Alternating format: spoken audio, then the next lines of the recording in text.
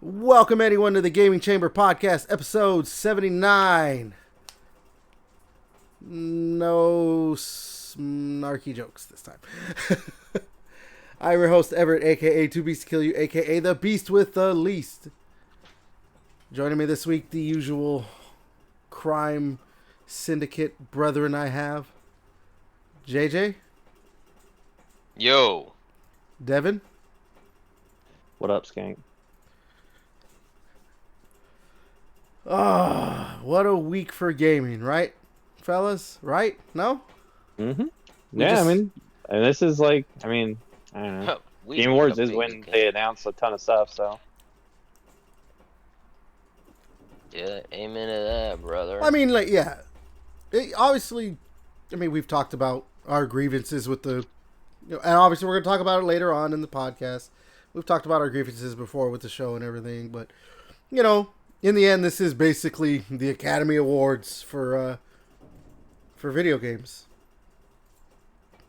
It is kind of the biggest game awards show, right? Like, there's other ones like the Dice Awards. It's barely. And it also isn't really like that big of it. It's like, I don't know. It's like Game Awards combo with like a mini E3 because they're announcing a shit ton of stuff too. So well, I've seen that before. Like I think I saw a tweet that said someone was basically saying, like, remember, this isn't really an awards show.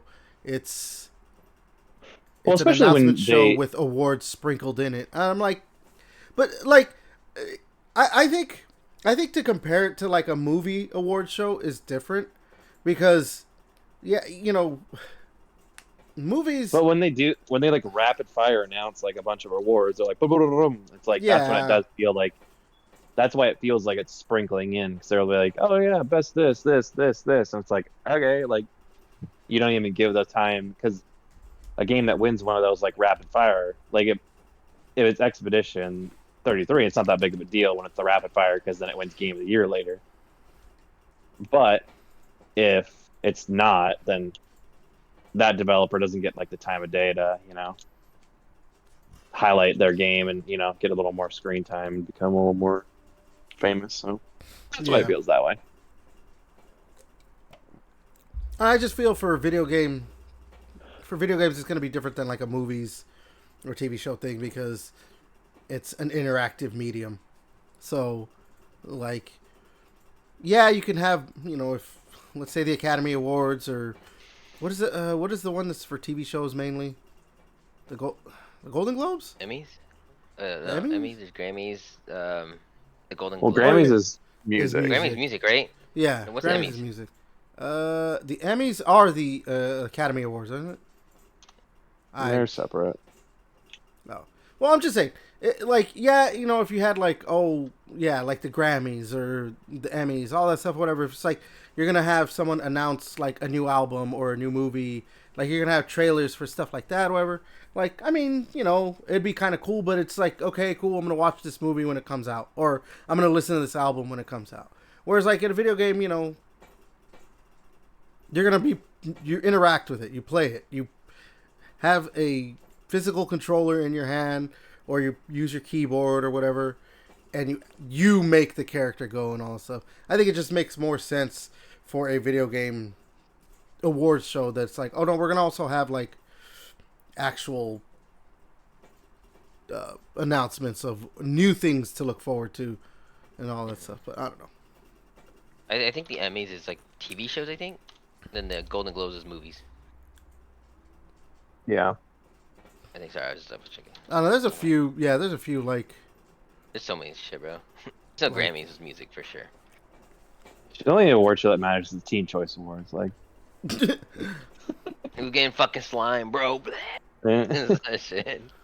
What? The Teen Choice Awards encompasses all like the TV and movies, right? And music, doesn't it? Yeah, but it's just like, it's all of those. But it's just like whatever like teens are. So like obviously like Twilight was big. Like those were like winning like best movie. Like, and even though it's like they weren't good movies, but like teenagers liked them, so they won. They weren't good movies.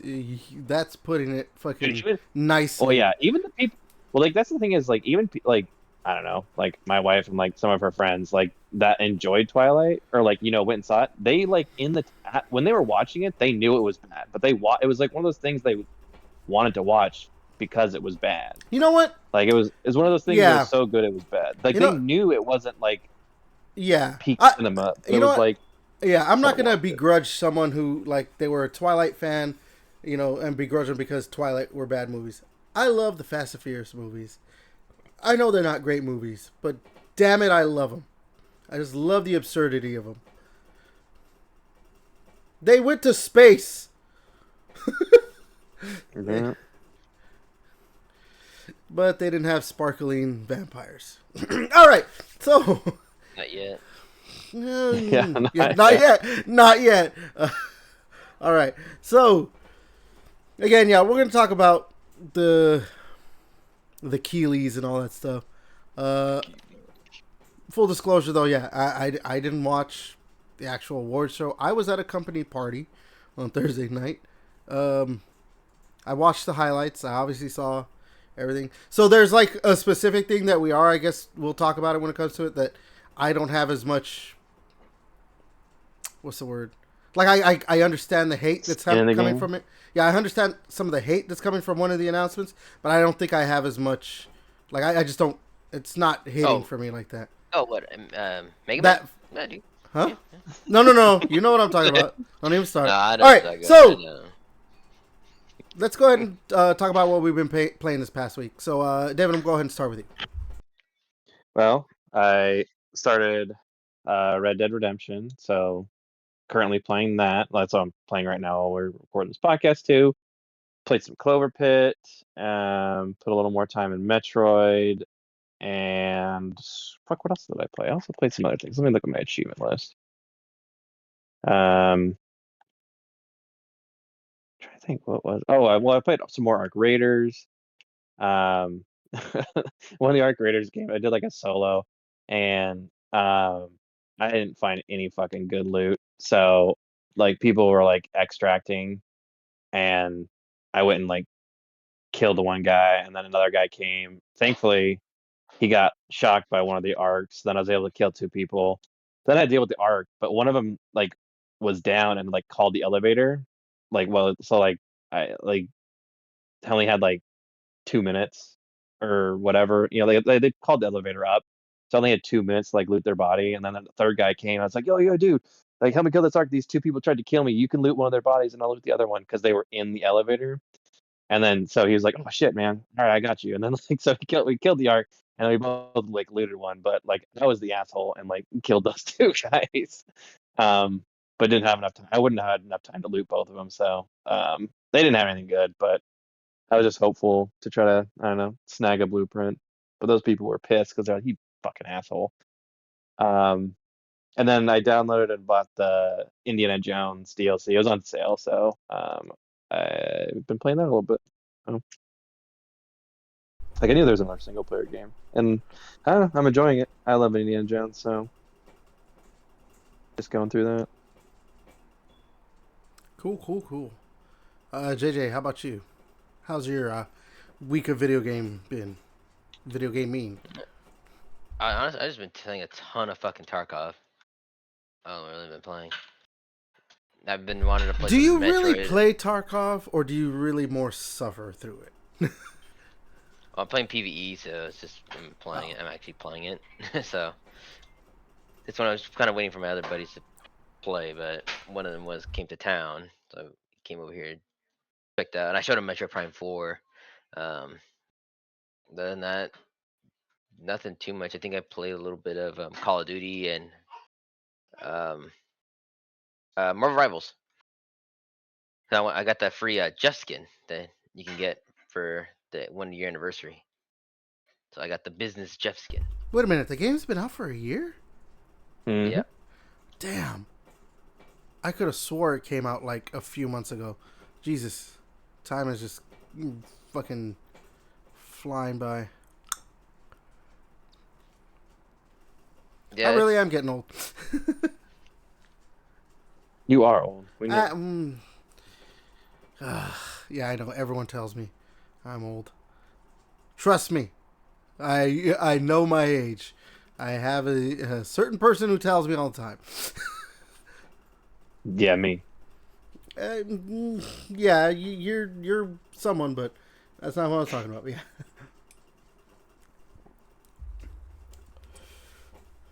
But that's all. That's been all for you, JJ. Yeah, it's been a really kind of slow weekend gaming. Well, variety of games for me. Yeah.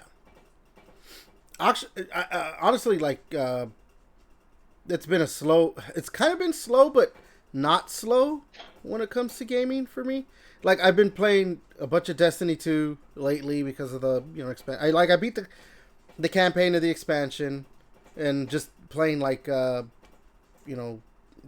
to get dailies done and all that stuff. Like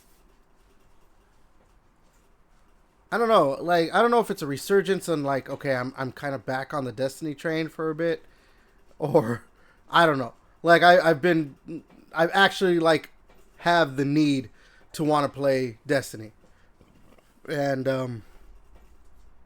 yeah. I don't know. I mean I got the well, it's called the Praxic Blade, not the lightsaber, but I got that in the game, so that's pretty cool. Nice. I need to get back into that one too. There's just so many games, but I just fucking can't fuck off Tarkov. Well, the thing is, that's why I was wondering, when I messaged in the Discord or whatever the other day, how far were you? Because there is like a mission after the game to like do more stuff with the Praxic Blade where you can unlock more for it. But it's the same mission that you do earlier, like in the game, like during the campaign, and I actually like didn't like that mission too much. Like okay, so here's a thing about Destiny 2, and like I'm probably gonna make a video later. Not probably. I'm gonna make a video later this week, like doing like my quote unquote review or whatever it is you want to call it for the campaign or whatever. Like I liked the campaign. I liked what it was going for. I actually liked that like they set up some certain stuff in the campaign compared to like what they've done with other expansions and all that stuff. So like it looks like they're trying to do more world building, which obviously makes sense after the Light and Darkness saga. Like you have to start now, like okay, we gotta lay more bricks for what's gonna be the final end game of this, however long they go for it, the end game for this or whatever.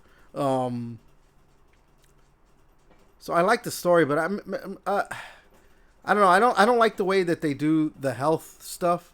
So it makes like it can make the missions a little bit more kind of tedious, because you're like, okay, I gotta like stay back and actually attack, and then try and get health orbs to get my health back, instead of just like, oh, let me find a spot that's a little bit more safe, get my health back up, and then get right back into the fight, kill some more enemies, and all that stuff. No, it's like, okay, I'm low in health. If I don't back off, I'm gonna die, and now I gotta wait until either I can maybe use, like they have like the the abilities to gain health back or whatever, or just do whatever it is, and it's just like, I don't know. I didn't really like that aspect of the expansion. I think I just would have preferred like not to mess with, like, again, I said it. I think I said it last week or whatever when I was talking about this again or whatever. Like I understand what they're trying to do. They want to do some different stuff, kind of like what they did with the Edge of Fate expansion. They're trying to do something different where it's not just you're playing through the campaign and it's the normal shoot a bunch of enemies, put your ghost right here to like unlock the next area and this and that. Defend the ghosts and yeah, I know what you're talking about. I think I liked what they did with Edge of Fate a little bit more, with the whole like more a little bit more puzzly stuff with some of the some of the missions where it's like, okay, you're not fighting, but now you could turn into a ball to like go through an area and then like to unlock doors and stuff like that. Although, like I said, I think I said it in my Edge of Fate review, like there was certain stuff where it's just like at one point you clear a room and you can't get to the next room. You just have to turn into a ball and go through a spot, like a little tube that then lets you get into the room. I'm like, this was just, it wasn't like unlocking anything. It wasn't no puzzle. It was just like, oh, go over here. And then you go through and now you're on the other side. I'm like, I think you could have just open up the force field that was separating the rooms and just let me through instead of this like extra 30 seconds of gameplay that you added just to have you turn into an energy ball or whatever, but stuff like that. Like I think that's when it comes to Edge of Fate, like that's my biggest critique or like my biggest negative was maybe some of the unnecessary like energy ball usage kind of shit. Whereas I think trying to take you out of the fight because you can't get health back, you're not regenerating it. I don't know. It makes it a little bit more of a like a slow grind in the missions. So I don't know. To me, it made like I don't know if maybe they did that to make the campaign seem longer because I saw like some people beat it in like 4 or 5 hours. I think I beat it in like 6 or 7 or something like that. But yeah. That's not wrong. So the other thing though, this is why I said like it's been slow because I mainly played Destiny, but the big thing was that I now am the proud owner of an Xbox Ally. Not the Ally X, unfortunately. I do have the Xbox Ally, but I don't know. It's pretty good. It does what it needs to do. Like I played some Destiny on it because you can play Steam games on it. So I download. I have Destiny 2 on Steam, so I downloaded it, played it. It ran well enough. I played Doom: The Dark Ages on it. Like I downloaded that and tried it out. It was running well enough. I played Skyrim on it. That doesn't seem to go above 30 frames, and I don't know. I don't think there's like options to make it 60 frames, so I don't know anything about that. But I saw that like they have like little like, oh, this will run great on this device and this is that. The game that continuously seems to just be like, oh, this just runs great, like no matter what, is Gears of War Reloaded. So like, on Saturday when I was at work, I actually got in a couple matches. I just connected to my job's internet or whatever, and like got in a couple matches of Gears of War Reloaded. So that's pretty cool. But it just runs like I haven't had any like hitches. It just works. It just works. Yeah. Like I haven't had any hitches with Gears of War Reloaded. It's other games that do seem to have some issues. Not issues, but like you can tell that there's some frame drops and things like that. It looks good. The games look good. Like it's a 720p screen, but the games will play in quote unquote 1080p. Yeah, I don't know. I do wish I had the Ally X because I bet I'm betting some of the stuff I'm saying probably would not be like an issue. Like, oh, just games run at least 60 frames per second, like with no issue, with nothing. Just run smooth, great, yada yada yada. Well, with your Ally, would it run better too if it was plugged in? Did you have it plugged in? Because I know yeah, they have that where if you you have to use the actual like charger or whatever that it comes with. Yeah, it'll like. I mean, I have it on turbo mode all the time anyway. I know that I've seen that like if you have it on turbo mode at all times, it drains the battery quicker. But like, I literally haven't had to worry about that. Like the battery seems to just last. Like I charged it on Friday when I got it, and like I didn't have to charge it until today. So and I've played it. It's not like I didn't like. I'm restarting it right now. Like I haven't had to like charge it every day or like charge it after a few hours. And it's not like I'm like using it here and there. Like I've been downloading games. I've been playing them. Pretty nonstop. Pretty much nonstop or whatever.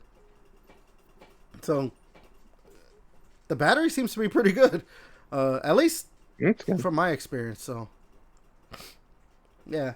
There is like one issue I kind of have with it is that like because you know, again, it is a mini PC, so you know you can just like use it like a PC or whatever. Like you could even connect a mouse and keyboard and all that stuff. Or whatever. So you're going to the hub?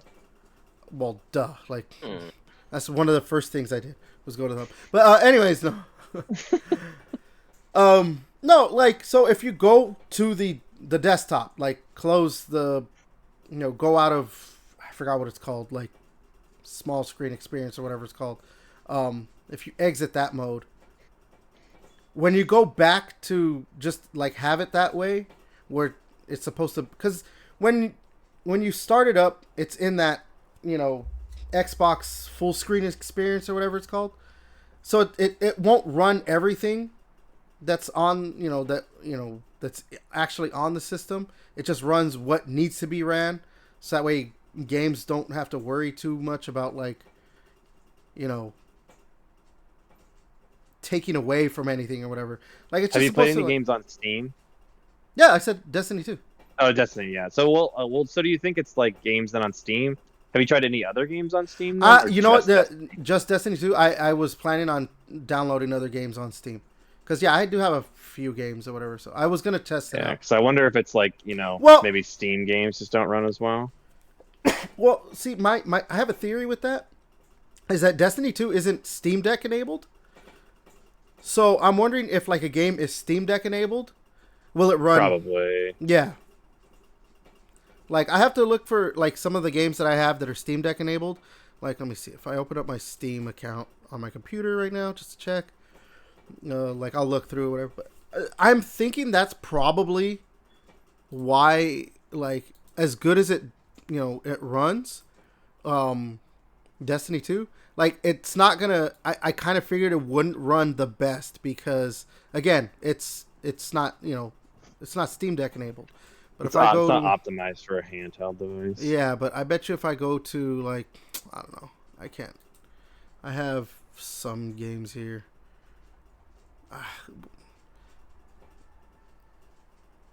Maybe like Stellar Blade right here. It's not telling me anything on the actual.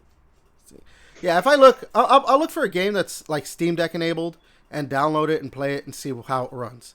If I notice a difference there, then that's most likely what it is. Is that because like I said, it's a mini PC, so like it's not meant to be, you know, like maybe some of these more like graphically intensive games, even though like Destiny's not.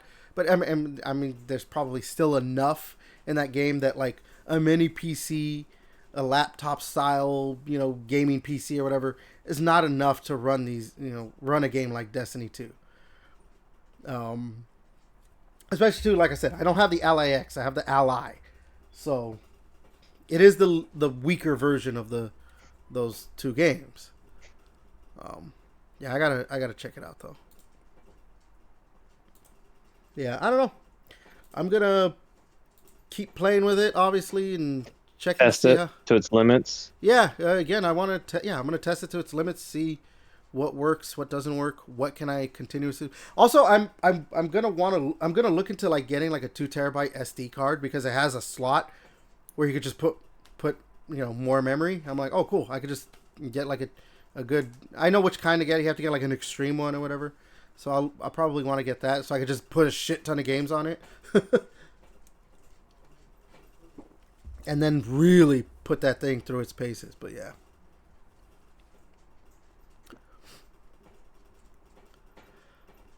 So I will keep you updated on that. But yeah. I mean, I don't know. Because, Devin, you have a Steam Deck, right?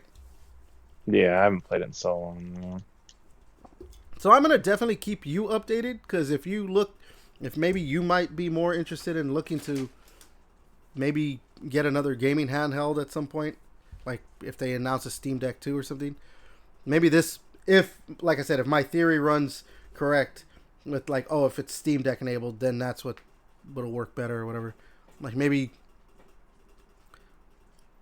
this would be something you might want to look into if you continue to want to buy another, like to have like a handheld gaming device or whatever. That's not a Switch, obviously. I mean, if the X ever goes on sale, like, I know this is like, I don't know, wishful thinking, but I don't know, like $600-$700, like, I don't know. I might get rid of like my Steam Deck to then like, pay for, sell my Steam Deck, get a couple $100, and then get the Ally, because that way it's just like more optimized for like Xbox gaming and stuff like that. So that's kind of like where I'm at right now. I mean, like, see, for me, because the X is really cool. Yeah. I just I can't justify dropping $1,000. Yeah. I mean, this thing was on sale. Like, they're on sale right now. The Ally is $400, and it's being paid for. Yeah, like the X has gone on sale for like $900. Yeah. So it's like, I don't know. Maybe in a year it will go down to like $700. Yeah, and like, I don't know. And the Ally, like I have this Ally, it's getting paid through payments, so it's not $400 wasn't just dropped like that. It was something where it's like $60 every 2 weeks.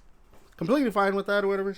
The person that got it for me will say that. But yeah, I don't know. And you see all these people like that. The thing that a lot of Sony fanboys are like, oh, but every game you own on the Xbox, you can't play it on the Ally. I'm like, that's not really what I want my Ally for. Like, I don't care about like that I can't play Elden Ring, Night Rain on it, or Digimon Story Time Stream. I mean, I can if I buy them on Steam or whatever. It's more like I that's what I wanted. It's supposed to be like a Game Pass machine. Like that's why I wanted the Ally, because like, oh, you know what, a game that actually does run like shit on it. The Outer Worlds 2. Like, I really wanted... I downloaded Outer Worlds 2, because I was like, you know what? I want to finish through Outer Worlds 2. I'll download it on that, and then play through it, on the... on my console, but also, like, when I'm at work, maybe do a couple missions or quests or whatever, like, stuff like that. It runs very poorly. Like booty cheeks. Yeah, it's. I think it's only 30 frames, but like the 30 frames doesn't even look that good. Like, I don't think it drops below 30 frames. That's the thing. But for some reason, that 30 frames still looks kind of choppy.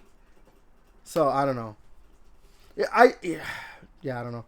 Another weird thing is I can't download Gears 5 on it, which is kind of weird. I don't know if like they just disabled that game for some reason, maybe because of whatever, but I can't download Gears 5. So that's kind of odd to me. I don't know.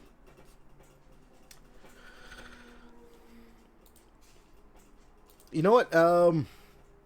If you guys are ready to get into the news, we actually can stick with some Ally talk. I just need to... There we go. No. I need to find where it is in my... Here we go. All right, let's go ahead and start up with the news, and we're going to start out with, some, like I said, some Xbox Ally talk. Well, specifically gaming handheld, Windows handheld, or Xbox handheld stuff. So insider Nate to Hate, he's got a pretty good track record. Nate the Hate. I don't remember everything that he's come up with, or like he's rumored, leaked, whatever. But he's got a pretty good track record. I've seen his name before, all that stuff. But now he's come out and said that Microsoft is working to bring legacy Xbox titles, specifically original Xbox and Xbox 360 games, to the Xbox Ally and Windows through backward compatibility. Right here, extra. He notes that while success is not guaranteed, there is a clear and active effort underway. So it's basically, it looks like they're gonna do, it's responsibility. They have like he put something up where it's like responsibilities of it. It says, understand all layers of the graphics stack from game API users to low-level hardware. Build emulation software to run previous, this is for the handheld devices. So build emulation software to run previous generation Xbox titles on modern hardware and all that stuff. I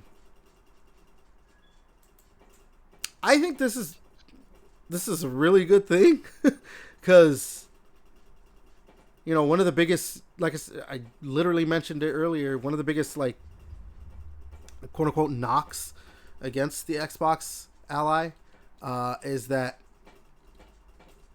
you can't play games that you already own through the Xbox on it.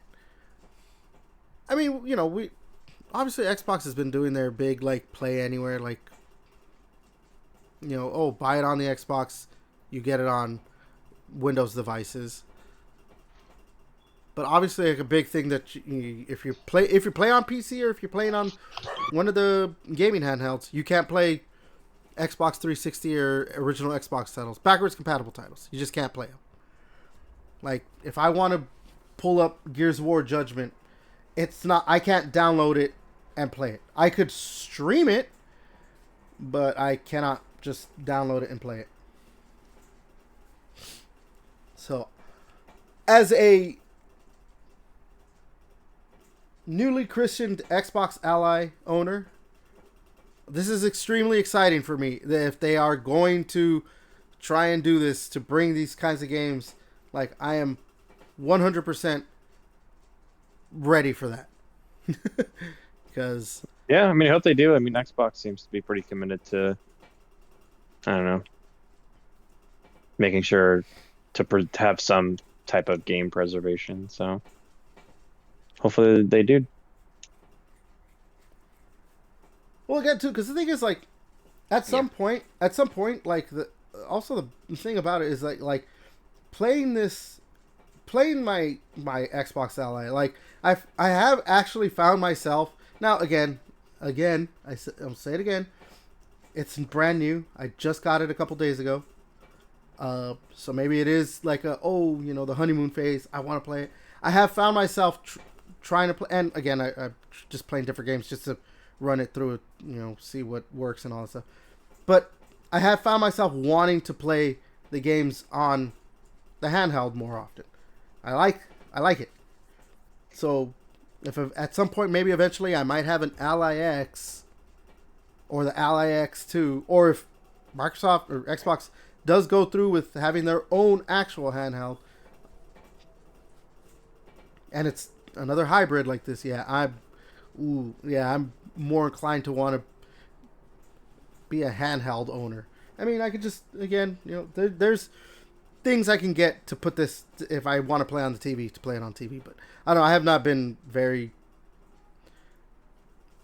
very big on playing on TVs lately.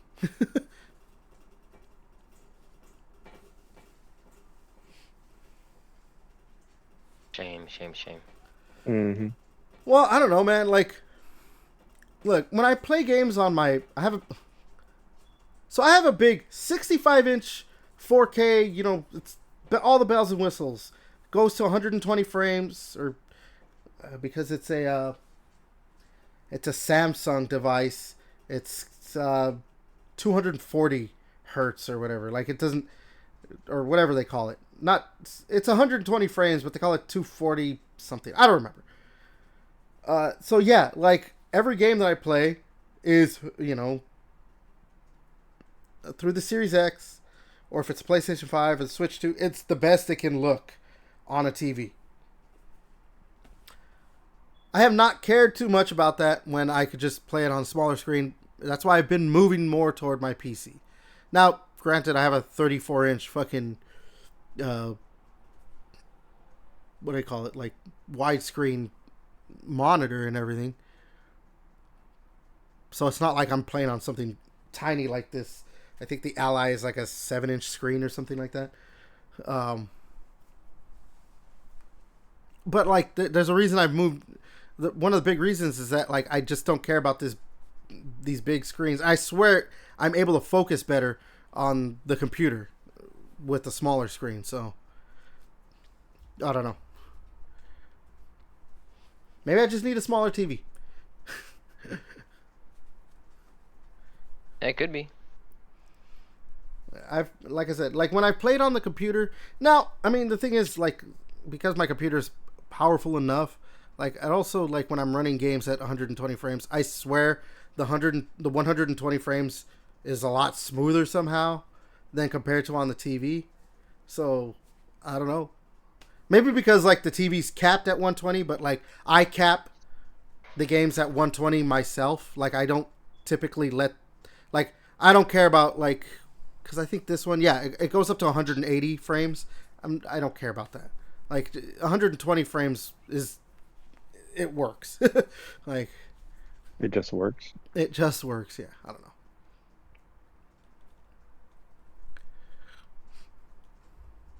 But yeah, I mean, yeah, you said it too. You said it right now, Devin. They've been very like keen for game preservation with backwards compatibility. So if they just keep that kind of shit going, and they add it to, It seems like it could be a substantial, like, rumor. Like, it's not like something crazy where they're like, I don't know. well, like I said, that insider, specifically Nate the Hate, has a pretty good track record. I don't remember the last thing he was talking about that he like rumored or leaked or whatever, and it turned out like, oh yeah, it was like right down to the T. Like this is what he was talking about, and yeah, it was like a year out or some shit like that. But yeah, there's a few of them that I know about, like Nate the Hate, Special Nick. They're, they're reliable sources when it comes to what the Detective Seeds was another one or something. Although I think Detective Seeds now doesn't really want to. He's gotten a lot of flack for some reason. I don't know why.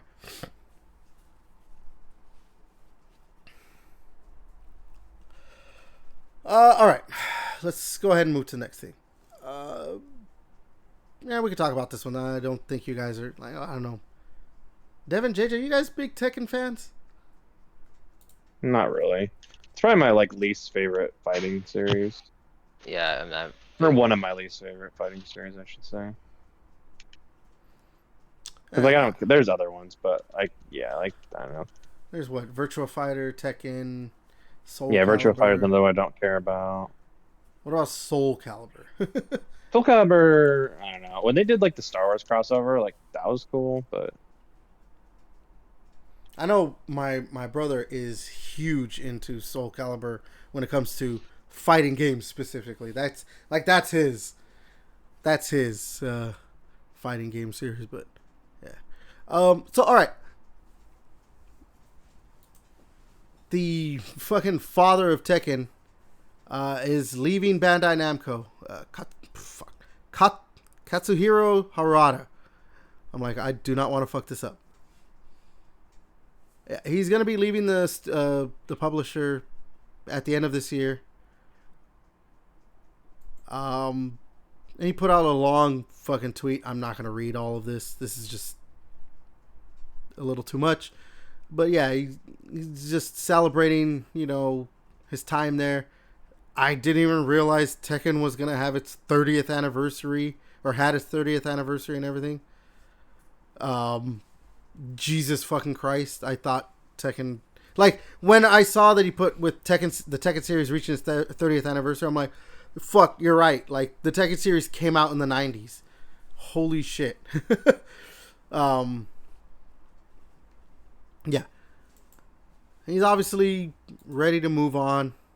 I mean, dude, that's a long fucking, it's a long time. only time to make one game series. So yeah, like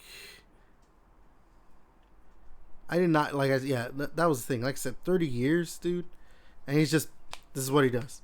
This is what he does.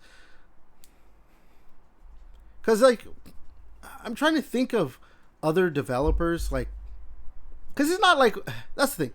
Like people will know his name, Katsuhiro Harada. Like people know his name, especially like in the fighting game community. People know his name, but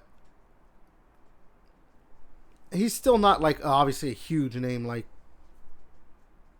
Kojima or something. But he's a big enough name, and I'm trying to think of like any other developer that's been on a like series like that, like just for that long. And I think the only other one that you could probably say, or not say, but like it's like, oh, he's been on a series for so long, would be the guy who created Kirby. Oh yeah, Sakurai. Yeah, because he's worked on not Kirby, but like the Smash Brothers series, like that. Yeah, That's Kirby or him. Smash. Yeah, well, Kirby or Smash. I was gonna specifically say Smash because like Kirby has been like there was a point where there was not really a lot of Kirby, but like Smash, we've up until the last game, like we got, Smash Brothers games were coming out pretty, frequently You get enough. one a console. Yeah. I think this was Smash Brothers Ultimate. Was that on the Wii U Yeah, with the 3DS. and the 3DS? It came out 3DS first in the console. So I that played I it. guess I played it somewhere. Fuck. So I guess Not on PAX. technically, does that mean technically it's not a Switch game then, right? Ultimate, I think, just had everybody. So, right? It's No, okay. So Ultimate is a Switch game. The one you're thinking of, JJ, is just called Super Smash Brothers for Nintendo 3DS and Wii U. Like that's what they call it. So Ultimate is something. Okay. yeah, it is like the next game in the series. Okay. I think maybe it can get confusing because Ultimate literally is supposed to have like everything from all previous games, right? Like levels and all that. Obviously they added new stuff, but yeah. Damn, I did not realize Ultimate came out in 2018. So it's been a while. Yeah, I actually had a picture where like I was playing Kirby. When I got my Ultimate. I'm like, oh shit. So yeah, I guess maybe him Sakurai or whatever, like he's worked on at least 2 series for fucking a long time or whatever, but The latest game was Kirby Air Raiders. well, I don't know. That's why I kind of hesitated to say Kirby because like the thing is like Kirby is like when you think of Smash Brothers, what do you think? It's just a fighting game, right? Like it's a fighting game. There's no Smash. I mean, there's obviously like story mode stuff in it or whatever, but it's not like there's a Super Smash like RPG or Super Smash Kart or whatever it is. Whereas like Kirby Air Riders, there's that Kirby the Forgotten Land or whatever, right? Like Kirby has had like different games that you could like play. It's not just like the platformers. There's other stuff in the Kirby like series. Smash Brothers is just Smash Brothers, the mascot fighting game. We just smashed in each other, right, brother? Wow. What? That was a bar. Got you there, buddy. I don't even know, man. I don't. All right. So yeah, good luck to Harada in his future endeavors. He just makes like a different fighting game. Imagine, like he just goes to make like Ketten. He's like, did he just switch the letters? He's like, here's my new fighting game, Ketten. Oh my god. All right, let's talk. Well, let's talk about a new studio being formed. We always talk about fucking studios being closed. Here's a good one for a change. A new studio is being formed or has been formed. Regardless, 2K Studios or 2K Entertainment, whatever they're fucking called. They're opening up a brand new studio. I don't think I see a name. Yeah, I don't think there's a name yet, but it's going to be headed up by Daryl Gallagher. Previously worked at Crystal Dynamics. And he's worked on Perfect Dark. I think he was like I want to say he was like supposed to be one of the bigwigs for the Perfect Dark game, right? Sure. Yeah, I don't remember. And then Brian Horton. Brian Horton. He was like a guy who was instrumental at Insomniac games. Specifically, I think the Ratchet and Clank series. Brian Horton. So they are now making a studio for some kind of game. Like I don't know. That's the thing. Like Brian Horton again. Like I said, I'm pretty sure he's instrumental with the Ratchet and Clank. Del Gallagher worked at Crystal Dynamics and was working on Perfect Dark, which is, what is Crystal Dynamics famous for? It's the Tomb Raider games. So, I mean, yeah, I guess they both have platforming elements, the Ratchet and Clank series and Tomb Raider series, but they're pretty different games, so I don't know what they would try to be working on. The funny thing is, like, this probably came about because Take-Two was trying to, like, get a deal done to save the Perfect Dark game, and, like, they would publish it and all that stuff. So maybe they talked with these guys and, hey, you know what, let's just make our own thing. I mean, It's possible. It's possible. I mean, hey, you know what they say about one man's trash, right? Nothing? No, what is it? Oh my god, never mind. I thought you guys would have had a joke in there. That was a joke. We're pretending not to know what it is. I hate you guys. But yeah, I mean, here's what I hope doesn't happen though, because like, I know people were pissed off with Xbox because they canceled Perfect Dark and closed the initiative. But like, when did they announce Perfect Dark? Like 2019, right? Like That sounds right. The new one? Yeah, the one that was supposed to happen. It got announced. It was 2020. Okay. So yeah, like, that game was in development for, quote unquote development, for like almost 5 years, because it was at the Game Awards, which is obviously near the end of the year. But they canceled the game, and obviously we saw gameplay from when they, what was that, 2024, right? Their developer thing, their E3 style direct or whatever it was last year. Like, we saw gameplay, but apparently, like, that wasn't actually even real gameplay. Like, they didn't really have anything to show besides just that. So, like, that's why I'm not too pissed off with Xbox that they would cancel the game. Because if it's like, dude, this game has been in development for like 5 years and you don't have anything really, like, we're going to cancel your game. So, like, that leads me to be a little worried, like, if they were kind of, really dragging their feet with Perfect Dark, like, are they going to take fucking 5-6 years to make something that, is just Perfect Dark adjacent and may not even get finished? Because, I mean, 2K's, they're still a publisher. If they look at it and they're like, you know what, this is taking too long, we're just losing money, fucking cancel it. They'll cancel shit too. Like,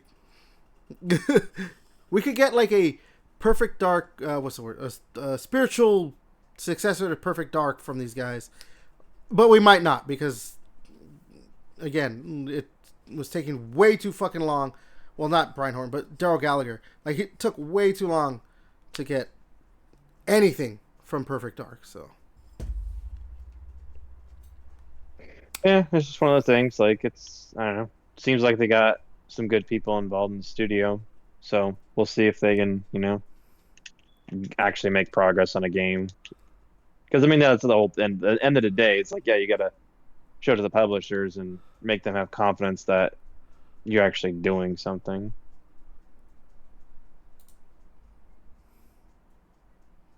yeah, but I don't know. Hopefully, I would like for them to do something that's like, yeah, like I said, a spiritual successor to Perfect Dark. Just let's make it third person. Like, when they showed the gameplay, and obviously we knew it was supposed to be like a first person game anyway, from when they had like that trailer from what, 3-4 years ago or whatever. Not the Game Awards one, the one that was like actually or wait, maybe that was at the Game Awards. Yeah, the Game Awards was the trailer. No, but didn't they have another trailer after where then they had said like, oh yeah, it's gonna be a first person game, and then they had like the quote unquote gameplay trailer last year. I don't know, they showed it a few times at least. I just didn't, I get that the original games, yeah, I get that like the original games were first person, but I think I just think that they should have went with a third person thing and just made it like they were like oh yeah, it's gonna be more, that reboot trilogy, Tomb Raider style, like that. But not Tomb Raider. But not Tomb Raider. Just because I mean, weren't they gonna have that too, like climbing and everything? I thought I saw that in the. I could be fucking wrong.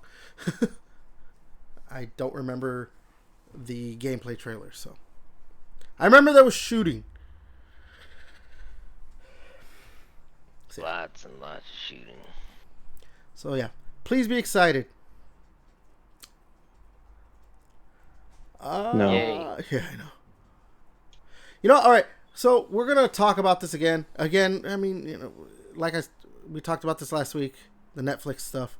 We're gonna talk about it again this week because I want to bring it up again. I know it's not video games like centric. It's video game related though, because there is some more stuff when it comes to the WB Games Studios like side of it. But yeah, the Netflix deal between Warner Brothers and them could be in danger. So since last week, I think did this happen literally the day after too? Yeah, I think so. It literally happened the day after we recorded. So fuck. Paramount launched a hostile bid for Warner Brothers. I don't remember what Netflix's deal was. I know it was like it's like 82.7. Yeah, but and I don't it was remember. only like it wasn't for, and they didn't want like the channels essentially. And then Paramount's offering more, and they want like the streaming channels and stuff. Yeah, so. yeah. What the way it's So Netflix's was like they're gonna it was like 70 or 80 billion, but it was also like in stocks and stuff like that.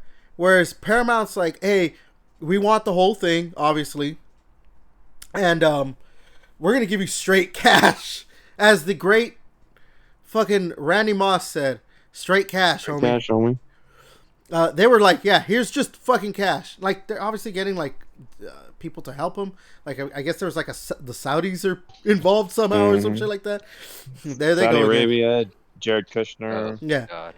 Like so, like with what Paramount is offering, I think it was like 20 billion. 18 billion more. Saudi. What they're giving? Oh no. So yeah, with the Paramount offer. So here's the quote from the Hollywood Reporter. The Paramount offer for the entirety of WB provides shareholders 18 billion more. Billion. Yeah, that's billion with a B. In cash than the Netflix consideration. WB's board of directors' recommendation of the Netflix transaction over Paramount's offer is based on an illusory prospective valuation of I guess it's corporate speak for like this is what we think it's worth or something. I don't remember. I don't know. The global networks that is unsupported by the business fundamentals and encumbered by high levels of financial leverage assigned to whatever. That started getting a little too much for me. I don't know corporate speak.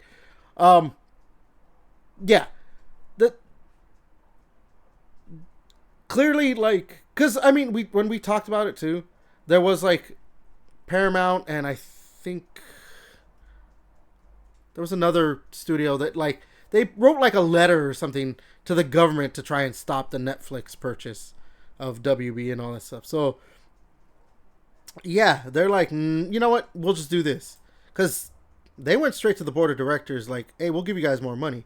So here for the video game aspect of this, because you mentioned it, right? Like they didn't really want everything, but like Netflix also apparently in there. Okay, so they were gonna buy it for 83 billion. It says right here, but Netflix, when they were assessing the value of Warner Brothers, they just did not care about the video games at all.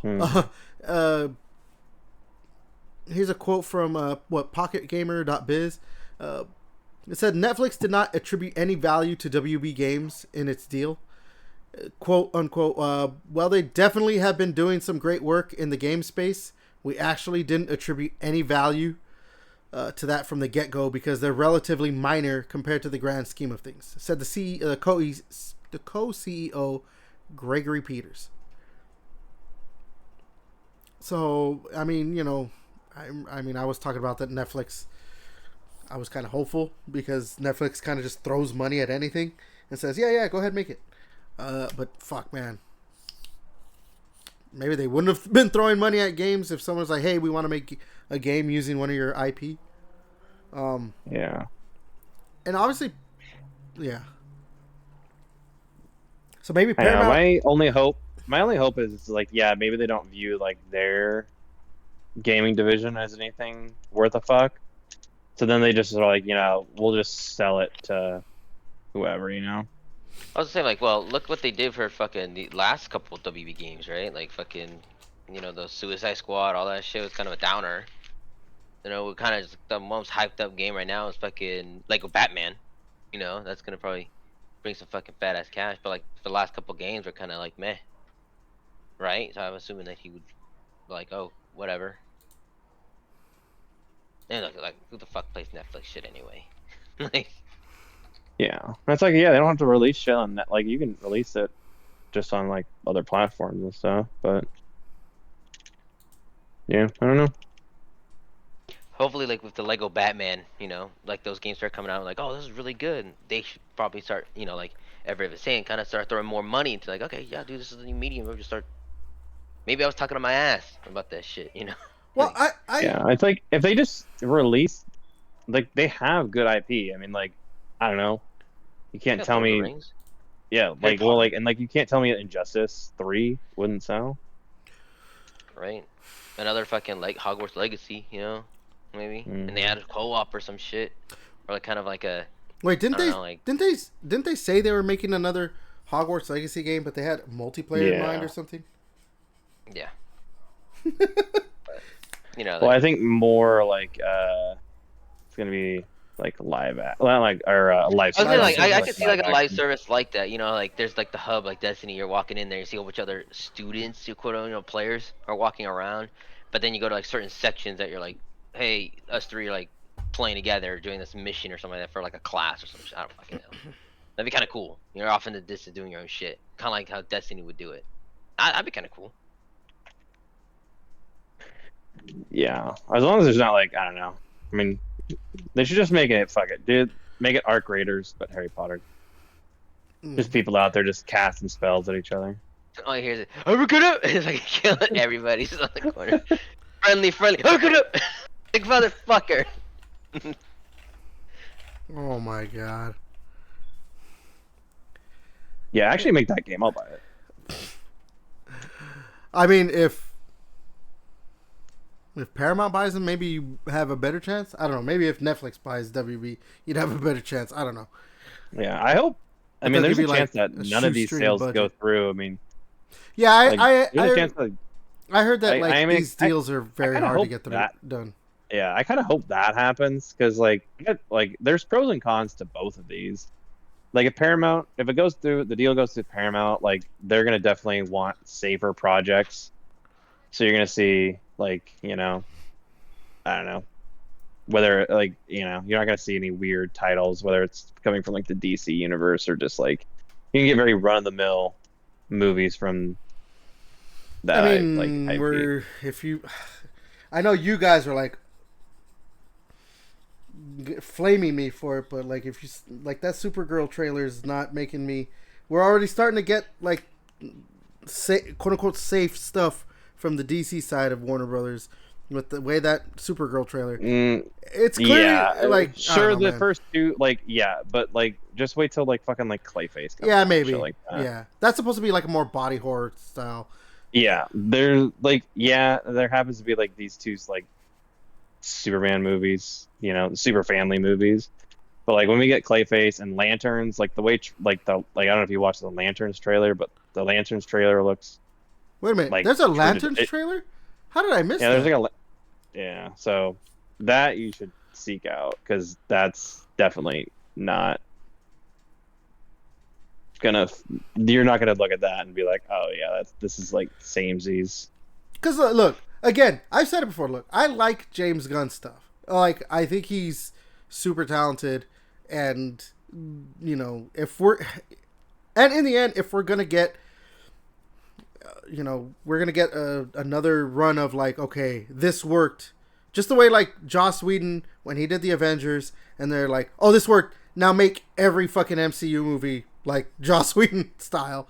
Like, if we're gonna get that, I would prefer a James Gunnification of the stuff over like a Joss Whedonification of stuff, whatever how you want to call it, because I do like his humor or his style of humor over Joss Whedon. Joss Whedon's of like, well, I can't believe that just happened. He's right behind me, isn't he?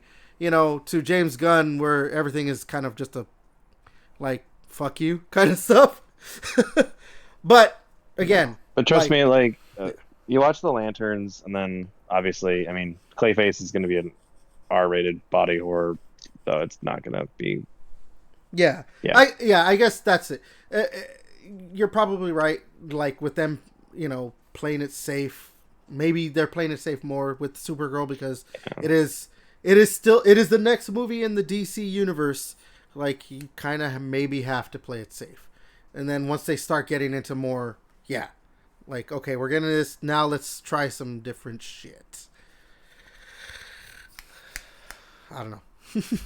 But you're probably right. Paramount, we're probably going to get more safe. And then obviously with Netflix, like, eventually, like, I mean, I know Warner Brothers has, like, a deal that goes through, like, 2029 for, like, movies being released in movie theaters, but then, like, after that, I think you'd get, like, really short releases, like how they did, like, Knives Out. It was, like, 2 weeks in the theater, and it's on streaming. So, I mean, like, I know going to the movie theater is expensive, but it still is, like, fun to go see, like, those big fucking AAA movies, big blockbusters in the movie theater. Like, it still is a fun experience. I'm gonna have a quote-unquote hot take with this. I know it's not popular. Fuck the theaters, dude. It's not even that they're expensive. Like, that, whatever. These theaters make money off of this shit, and supply and demand. You know what I mean? Like, if a movie's very popular or is gonna make money, like, they're gonna, that's how they make the money. But what I get at when I go see movies, like, this year I've seen, I don't know, I've been to the theater like 3 or maybe 4 or 5 times actually this year. Like, I don't go all that often, but every time I go, I don't care. Like, okay, cool, like the big sound and the big screen and all this stuff, but and don't go to the movies. Yeah, I mean, I have a girl. It's not everything is made. Not everything in this world is made for you. Yeah. So if you don't want to go to the movies, then don't go to the movies. Yeah. For me, I prefer. So so that's what. If they start doing stuff like that, where like they start like maybe not like taking it out of theaters after like 2 weeks or a month or whatever. If it's like, oh, it'll still be in theaters for people that want to go to the theaters and watch it, but we're also going to put it on our streaming service super quick. I would much prefer that, because then I don't mind waiting a shorter amount of time and then watching it at home. Again, I said I have a 65-inch TV. I also have like the sound bar with the fucking subwoofer and all that shit. So like when I do watch that the stuff, what? The subwoofer? Dude, woofer? Subwoofer? No. Woofer. Fucking woofer. dog? Yeah, you said like a dog. Oh, I must have. I think because I was saying it fast. The subwoofer, like, I have that shit, and like stuff sounds awesome, and it gives me like a mini theater experience right here in my home, and I don't have to go and spend fucking $7 on a soda. Dude, it's not even about being poor, man. It's about I think theaters are a waste of money. Like, to go sit down and watch a movie. You also got to find deals and stuff, and when tickets go on sale and stuff like that. Like, I was able to get, I got like 2 regular ticket vouchers and a popcorn. Like I forget even what site it was on, but it was like $18. So for 2 like ticket vouchers and a small popcorn, $18. So next time I go to the movie theater, just have to pay for a soda. Like, and that's... I've been going on Tuesdays because like theaters have like it's only this much. Like the $5-something. Yeah, I still think it is not worth it, because That's then the just thing. stop going to movies. Yeah. Well, it's kind of hard to when you're dating someone who wants to go out and have fun. Can't tell your girlfriend, hey, yeah, I don't want to spend the money, so you can. Well, you can be like, hey, I don't want to spend the money at movie theaters, but I'd like to spend it elsewhere. Like, yeah, I'm not saying that's probably not go to the movie. Like, just say, hey, I don't enjoy doing this activity. Let's do a different activity. You know how women are. Come on, let's. No, she likes to go to the theater. We saw some fucking Christian movie recently. I forgot what it was called. My Friend Jesus or some shit like that. I like how he's talking in a low voice, like she can hear him right now. Well, no, it's because I'm a little You turn embarrassed. around, you turn around. I'm a little embarrassed. She's right behind me, isn't she? I didn't say it like that. That's just funny, man. Oh my god. No, I don't know. Yeah, I'm not a big movie theater guy. I just, you know. I like movies. I'm good. Well, okay, so you know, me and JJ both love going to movies. Well, no, because look, here's the thing. Maybe I'm more inclined to go to the theater if maybe the movie's been there for a while and it's maybe not as popular. So like when I went to go see Predator Badlands earlier this year, it was kind of fine. There was like not really a lot of people in the theater, although there was still kind of a lot. And like, I mean, you live in a fucking place where there's a shit ton of people. Move somewhere where there's less people. Well, the thing is, Then you that's have the to thing worry too, about dude. Like, I don't understand this. How long has smartphones or cell phones been like a normal thing? Like at least 20 years now by this point, right? Yeah, I remember like I remember like in high school for me. Like, so, yeah. Like Maybe not. Maybe yeah, like, because when I was in high Like school, 20 years. yeah, a little yeah, over it's 20 getting close. years. I mean, like if you include like BlackBerry. I feel like common, right? Common, like commonly. Like Yeah, common, yeah. yeah. Like I'm not 20 talking about like 80s style, like they got that big. No, I'm talking about like no, if we're I are you feel talking like about me and just Devin. smartphones or When cell me and phones? Devin were like 20. yeah, because like when I was in high school, some kids I thought where you at? What is it? No, you know, Yeah. it's a cell phone. Like He's talking about high school. because I would say that a people still had like Blackberries and stuff. Like when I was in high school, like people were still getting like Blackberries or people still had flip phones. It wasn't until like I don't know, I like graduated. So I would say like 2010. So I would say like 15 years away. Whereas like It is super common that people have cell like- phones. Yeah, it's like I 20 think years you're saying smartphones. I mean like No, not smartphones. Had it. Oh, cell phones. okay, you said smartphones. Yeah, I said Uh, smartphones, but then Okay. I started so cell to. phones. Yeah, I would I say meant 20 yeah. years because like I had a yeah. cell phone. Yeah, Like I just had a basic flip phone. So Yeah. I would say, and most kids had yeah. basic flip phones. So okay, 20 we'll years say ago. at least 20 years, a little bit more because, like I said, I was in high school. Like I was in like 10th grade, 11th grade, so a little over 20 years. That a cell phone started becoming a little bit more common. That you didn't have to be necessarily like a businessman or someone with a lot of money to have one. Why is it that we still, in the year of our Lord Odin, 2025, people still do not put their fucking phone on silent in the theater? How is this so hard of a concept to grasp? Just unrelated. I thought you just went and saw a Christian movie. So why are you saying Odin? Look, my girlfriend Anyway, may be a Christian. I know. I'm an atheist. Anyways, This is at Predator Badlands. Yeah. Honestly, I think it's an LA thing because I don't know, or maybe it's just like I don't know. When I haven't had like a phone go off in a theater for me for like years down here in Oregon, so I think it might just be an LA thing. I don't know, or JJ, I don't know how it is up where you're at in Oregon, but No. I don't know. So the Maybe other we're thing, just more respectful of people maybe up here. it is LA. So here's the other thing. Like, yeah, why I'm just not a fucking theater person. The last like time I went to go like, oh, I'm gonna go see this day and date. Like, not even day and date. Like, you know, the whole like, oh, it's coming out at midnight, the midnight release, whatever you want to call it. I went to go see Avengers Infinity War. No. I saw Endgame in the morning. I actually saw, like, when it came out, like, I went, like, early in the morning. It was, like, at 10 o'clock a 10 a.m. showing or some shit like that. Actually, I think it was an 8 a.m. showing. But for Infinity War, I went and they had it at midnight. So I went at midnight to go see Infinity War.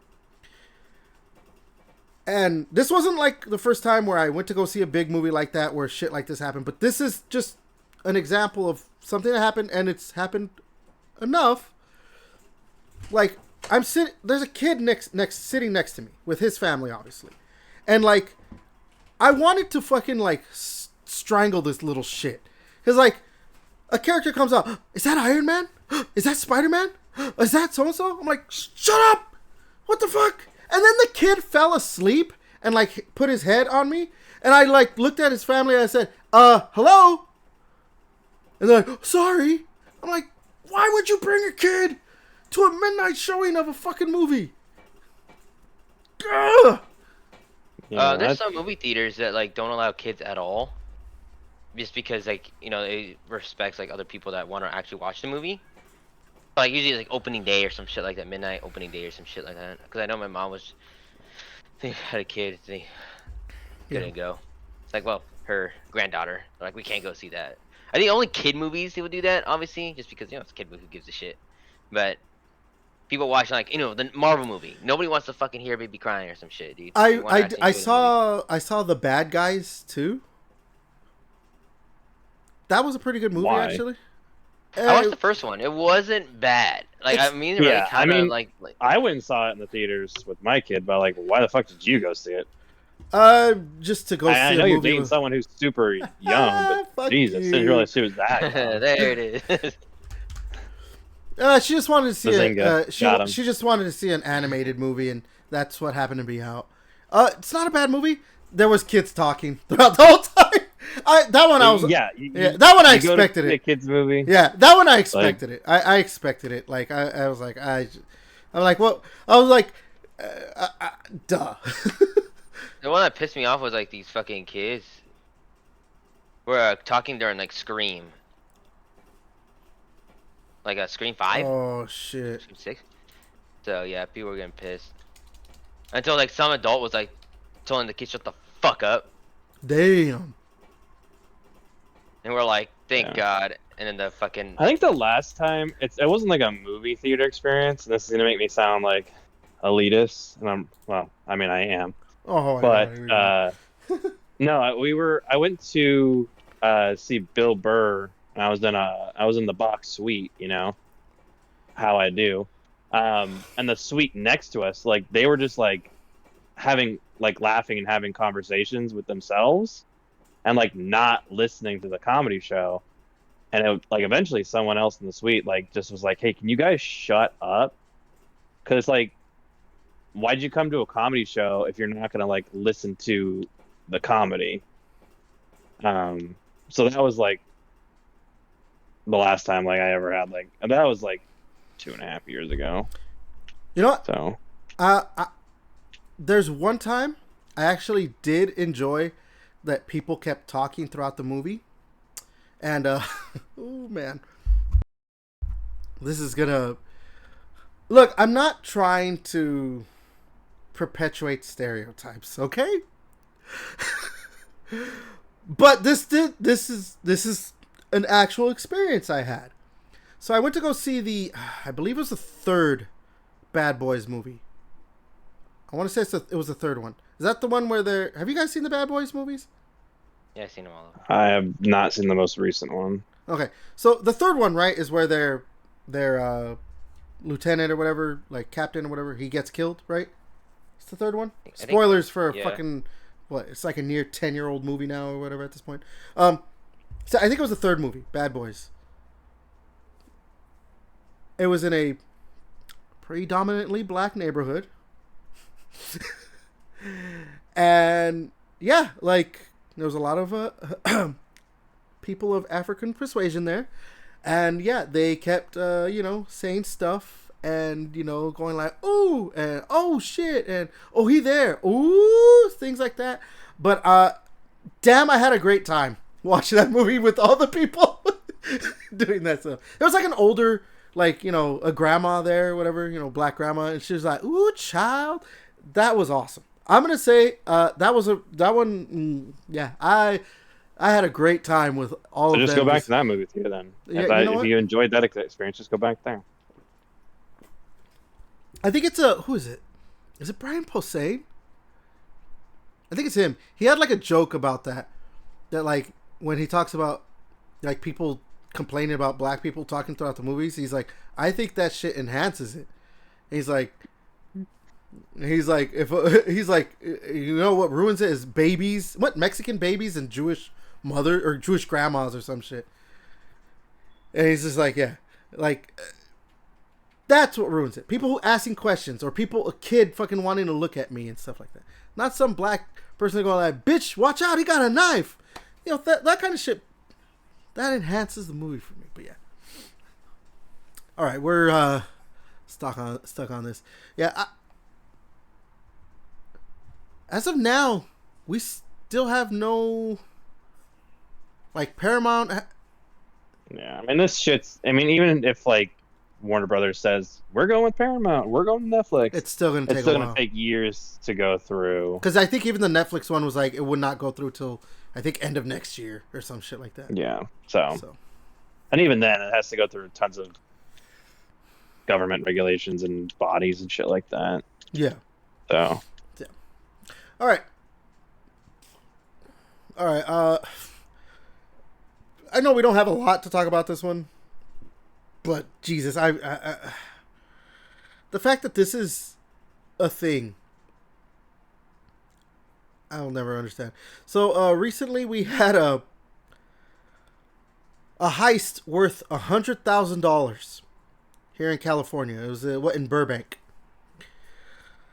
Now, you guys obviously $100,000. So, you guys obviously know what it is because I put it in the, what do you call it? The little itinerary of what we're talking about. But when you think, oh, this heist, these fucking thieves stole $100,000 worth of stuff. And we're obviously talking about video games and stuff like that. You think, oh, did they steal Xboxes, PlayStations, Switches, computers, or just a bunch of video games? Right? You would think that. I would have thought that, yeah. Yeah.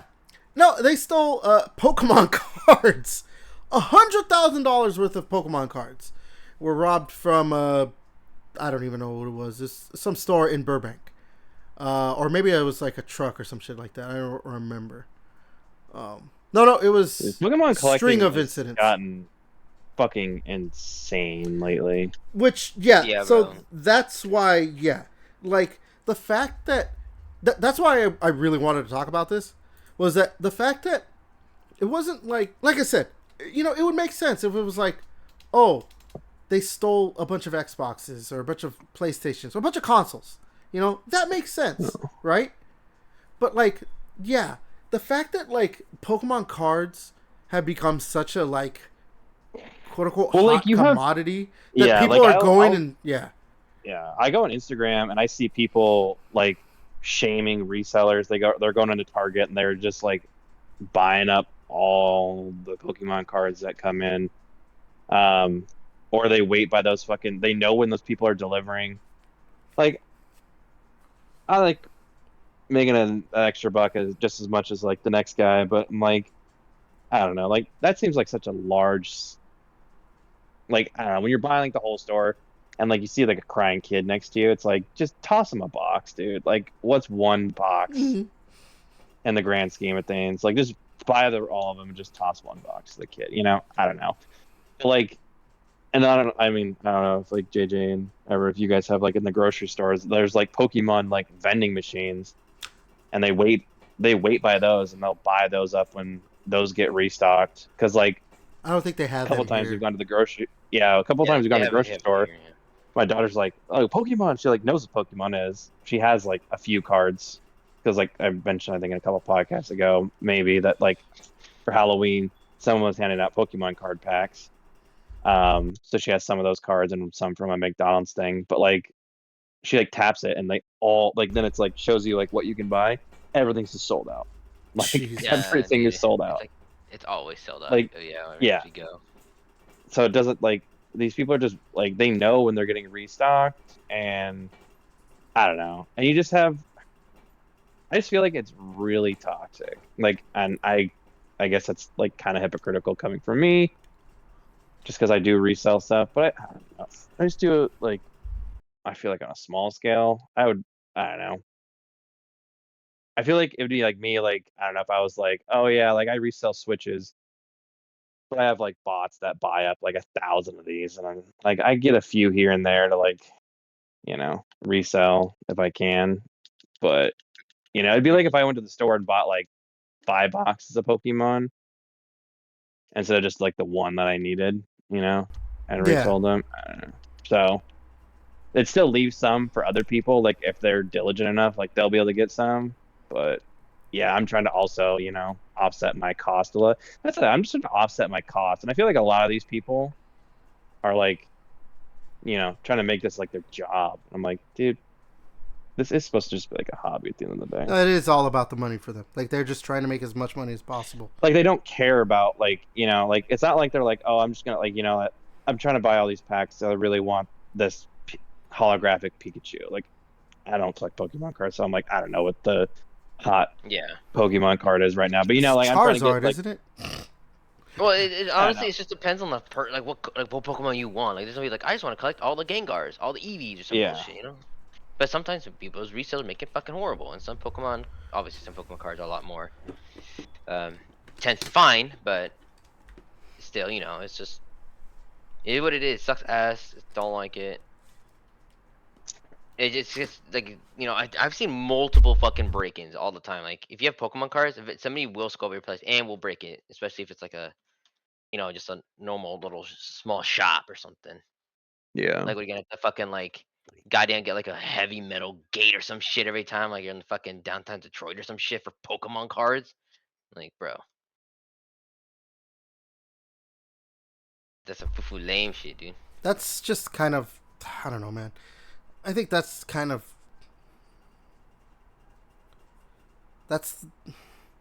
that's capitalism for you, unfortunately. Like Yeah. like it's what I was talking. We were talking about movies earlier. What I said. What did I say about movies? Like supply and demand, right? And Yeah, and if people, and obviously if it's one of those things. If like if people don't, if you want to stop these resellers, just don't like you have to unfortunately kind of like you know just stop buying the resold like stop buying the Pokemon cards. Yeah, you yeah, don't buy the reseller shit. Let them get pissed Yeah, off. because then they're not going to make any money, and then like they'll stop. That fucks up their supply, their money. They're like, oh fuck, and Exactly, then because they'll if sell it really if they're cheap. trying to sell like a Gengar for like $800, and then just no one buys the Gengars, and then they just have to stick with them, they're going to stop.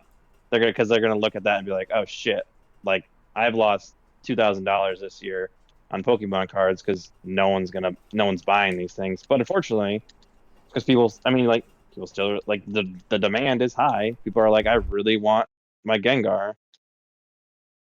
Yeah. Hmm. So yeah. I don't think it's going away anytime soon. So oh no, dude, I think Pokemon, um, like I think this is like what it's gonna be for. I don't know. I feel like it's gonna be forever. Like it's gonna be like this forever. I mean, you're Like probably right. I mean, Pokemon, like I don't know, it kind of died down like a little bit, but I mean, Pokemon since I was in fucking third grade has been a thing, like where I remember it being super popular. So And I I went to mean, what? Dutch like a while ago. I'm like, oh, I used to play Pokemon cards. Like, oh, you collect them? Which one you got? I'm like, so bro, like I collected like Pokemon cards like 20 years ago or some shit. yeah. But like not I know. anymore. I feel like since like 1998, like I feel like that's when I I'm sure it was bigger, but I like remember it being like a big deal back then. So I mean, like if it's still around and it's only gotten way more popular now, with like trading cards kind of having like a resurgence in general. Yeah, because right now I think a lot of that new that League of Legends like cards came out, so I want to see doubt that card can kind of go pop off a bit just because League of Legends is such a big game. Shit.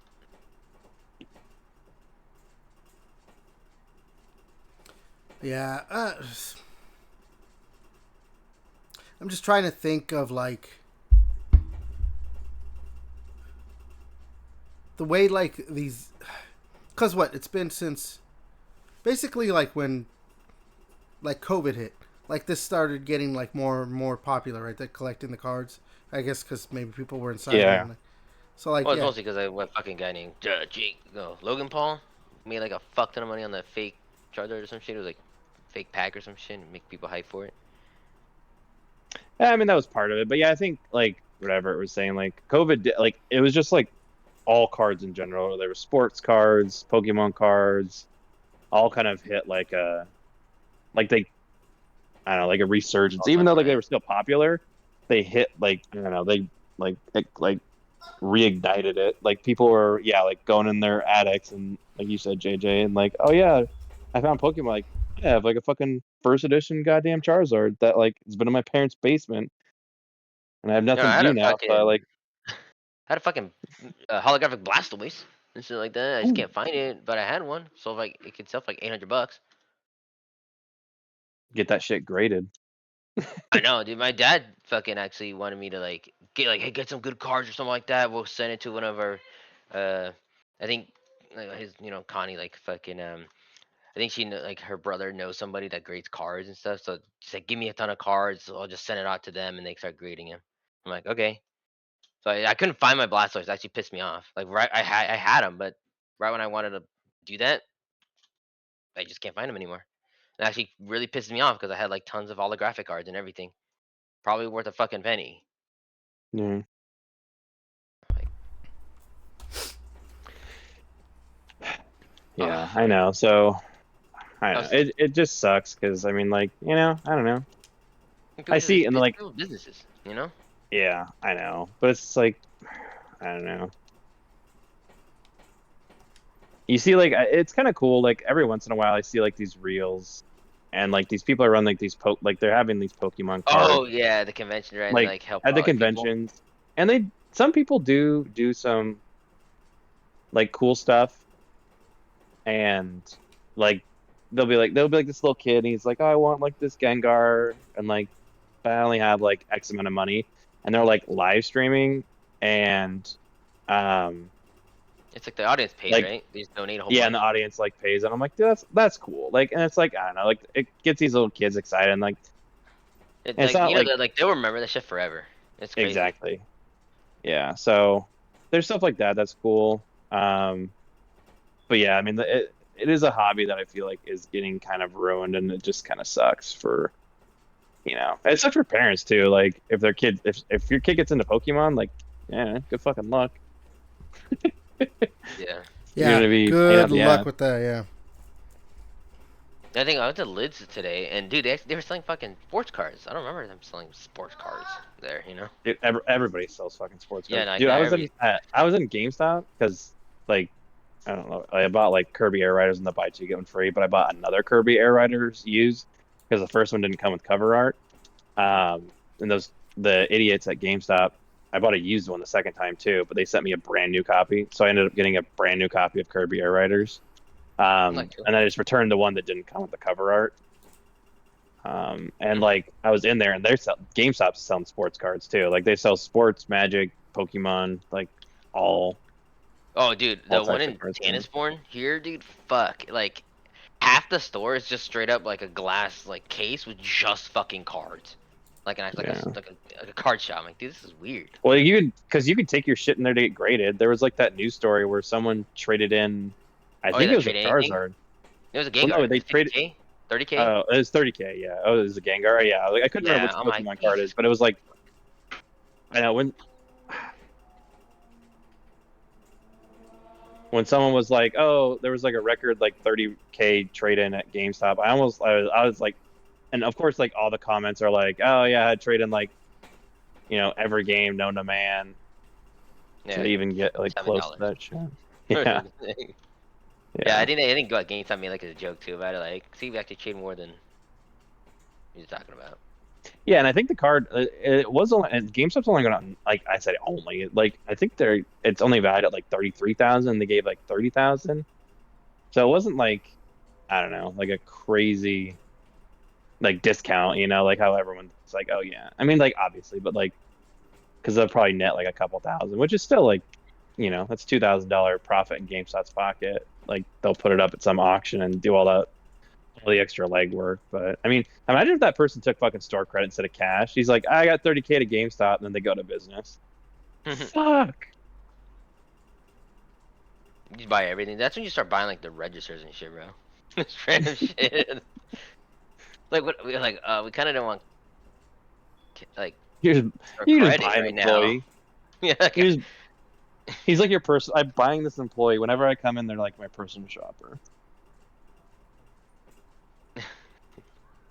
Hold my stuff, peasant. Oh my god. All right. Let's move to the next thing. Okay. All right. There may be life yet for the KOTOR remake. So, this was via Steven Totillo of GameFile.news. That's such a weird name for a fucking website. The KOTOR remake is back on in development because I think it was like not in development, right? Like, it was supposed to be Aspire was the one doing it. Oh yeah, I did not want that shit, bro. Yeah. So, it's now back on. Apparently, it's in development at Madhead Games. They're doing that Hellraiser game. Did that come out already? Actually, I don't know. I know they're working on that Hellraiser revival game. And obviously Saber Interactive is still doing its thing. I think they're just the publisher, right? Saber Interactive. This is according to legal documents, so like obviously nothing's confirmed. It's just this is what people can find. But apparently too, they're also going to do KOTOR 2 with Obsidian's cut content is going to be included as well. So we may be getting both of the Knights of the Old Republic games, which, along with that, Fate of the Old Republic being announced at the Game Awards. Like, hey, people who are, KOTOR fans, as the kids say, might be eating good soon, right? I don't know. I mean, you should know. Wait, why would I? What? Because you're dating someone who's super young. Oh my Oh, god. that too. There's like level. There's two ways we could have taken that. JJ took it one way. I took it the other way. I mean, you're dating someone who just probably talks about like things are busting.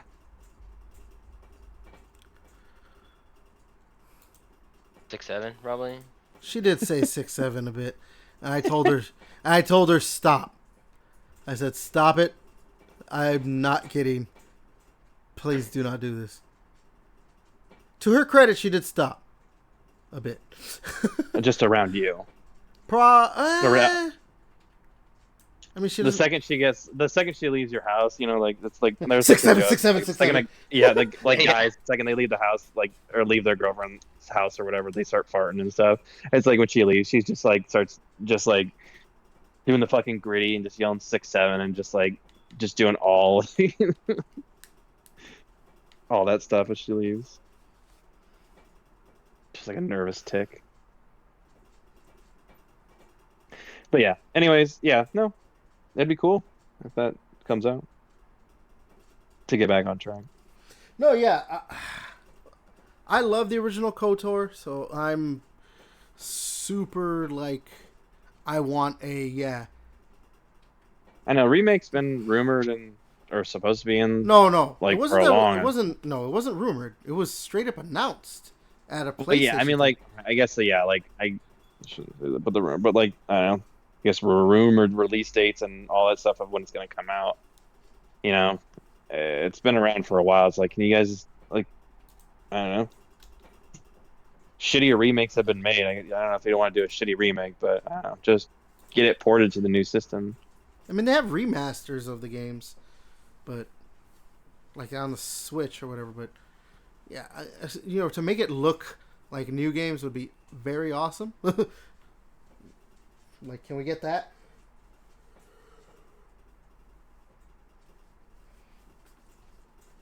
Oh yeah, update on my Xbox Ally.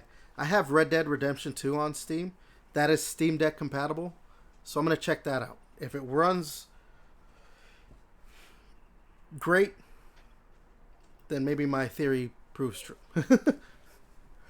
Yeah, I am glad that Aspire's not doing it, because the thing is, like, what has Aspire done?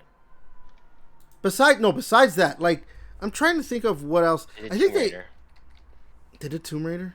For the Switch port. They did do the Switch ports of the KOTOR games. They did do that. No, they did this like the latest like Lara Croft one, like the Tomb Raider one. The one from like God, they have 2014 or 2016. So, they're working on Deus Ex Remastered, which actually got delayed recently. Yeah, Tomb Raider Remastered. What was this? Tomb Raider 4, 5, and 6. Star Wars Episode 1 Jedi Power Battles. That was them. Legacy of Jedi Power Battles is a good remake. I mean, like, it doesn't look great, but I mean, it got ported.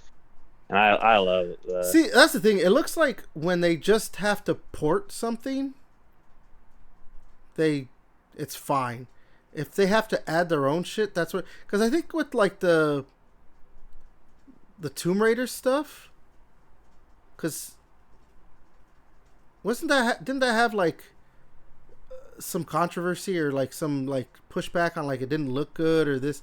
Like, there was something wrong with it, right? Like, it just... rough. Like, they fucked it up. So, like, they clearly tried to do something different. Like, they tried to clean it up or something. I don't know. And it just didn't work. But, like... The Star Wars, like, Episode 1 Jedi Power Battles is just straight up the game, like, running on new hardware. They clearly didn't, like, do anything different. So I think that's probably what it is. Because, yeah, they do a lot of... I think, yeah, I didn't hear anything bad about the Star Wars Bounty Hunter port. But, like... And I played the Bounty Hunter one. It wasn't that bad. It felt just like... They're... Like, calling them remasters, I feel like, is a fucking stretch. They're just ports. They're just ports. Like, yeah. But, like, then when they do the Battlefront stuff, like, they didn't straight port the games. They tried to, like, add in stuff, and they fucked it up. So, I think that's what it is. Yeah, because it's not like it's not like a traditional, like, like, they say remaster, and it's like, well, and you're fucking using that word remaster quite loosely, because it's like, I would say, like, remaster, like, you have, like, the Halo the Master Chief, like, collection, like, that's a remaster. Like, you fully updated the graphics. Like, you can tell, like, especially with that one, like, you can switch back and forth. Like, there's the remaster and stuff like that. Like, yeah, you ported these games, which is fine. Like, it adds game preservation to something. So it is what it is. But yeah, I don't know. You're using that term quite loosely. I mean, because, yeah, I'm, like, looking through. Because in the list of, like, what they've ported and all that stuff, it's like, it's a game developed by this studio. A game developed by this studio. Like, it's saying who developed it. And I see one game that says, original game developed by Aspire. It's a game called Torn, and it's a VR game.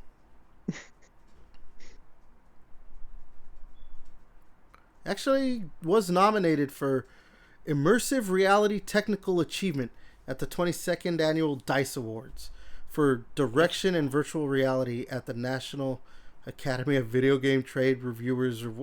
What the fuck? It actually got, like, awards. And the Metacritic, 73 out of 100. Like, it got 6 and 7s. Shut up. What? Just shut up quick, because I was saying it got 6 and 7s as reviews. So. I don't get the significance. Oh my god, whatever. So, yeah, I don't know, man. Like, I hope this becomes a thing that they're back on. I just hope, now that they have another studio, Madhead Games, I just hope that they're like, we're not going to really do anything different. We're just going to make these games that make them look nice. Like, make it look, don't try and do anything different. All right.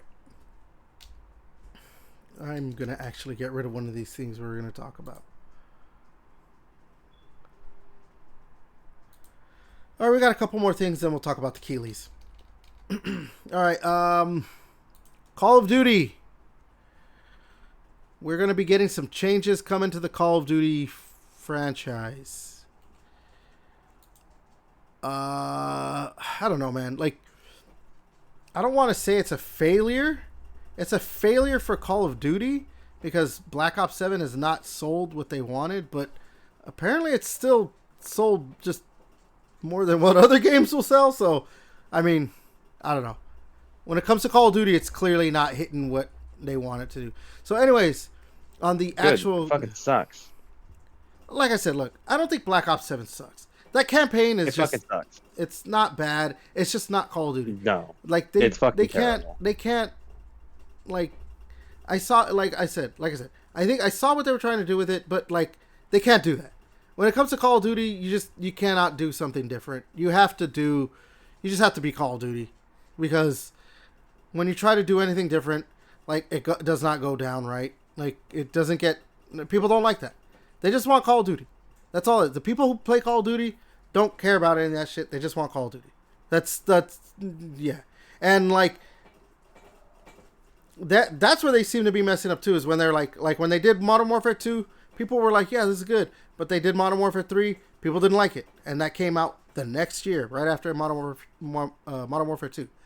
They come out with Black Ops 6, people were like, Black Ops, or Call of Duty's back. Now they're like, oh, Call of Duty's dead. Another game where they release in that sub-franchise 1 year after. So, I mentioned that because that is like the big emphasis, or not the big emphasis, but that is one of the points of what they're doing. So, alright, on the Call of Duty website, right here, a message from the Call of Duty team. First off, thank you for all the feedback we have received over the last few months. Call of Duty has enjoyed long-standing success because of all of you, a passionate community that demands excellence and deserves nothing less. We also know that for some of you, the franchise has not met your expectations fully. To be very clear, we know what you expect, and rest assured we will deliver and over-deliver on those expectations as we move forward. With respect to Black Ops 7, we set our sights to deliver a spiritual successor to Black Ops 2, and the studios have poured their passion into making a great game that all of us are very proud of. But it's one thing for us to say it. More importantly, it's up to you to try it and judge for yourselves. So as it relates to Black Ops 7 and the future of Call of Duty, here are a few important notes. 1. You'll have the opportunity to play Black Ops 7 for free. Next week, they released this last week or something, so I think it's this week. Next week, we're opening the doors for everyone to jump in and play Black Ops 7 multiplayer and zombies for free for a free trial along with Double XP weekend. That's must have been this weekend. We would like you to experience the game. Yeah. 2. We are committed to unprecedented seasonal support. Your continuing feedback will help shape our seasonal updates over the coming months.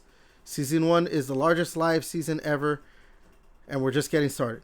We won't rest until Black Ops 7 earns its place as one of the best Black Ops games ever made. 3. No, just real quick, they're gonna stop in 9 months when the next Call of Duty comes out. Yeah. That's when they're gonna stop. That's when they'll stop.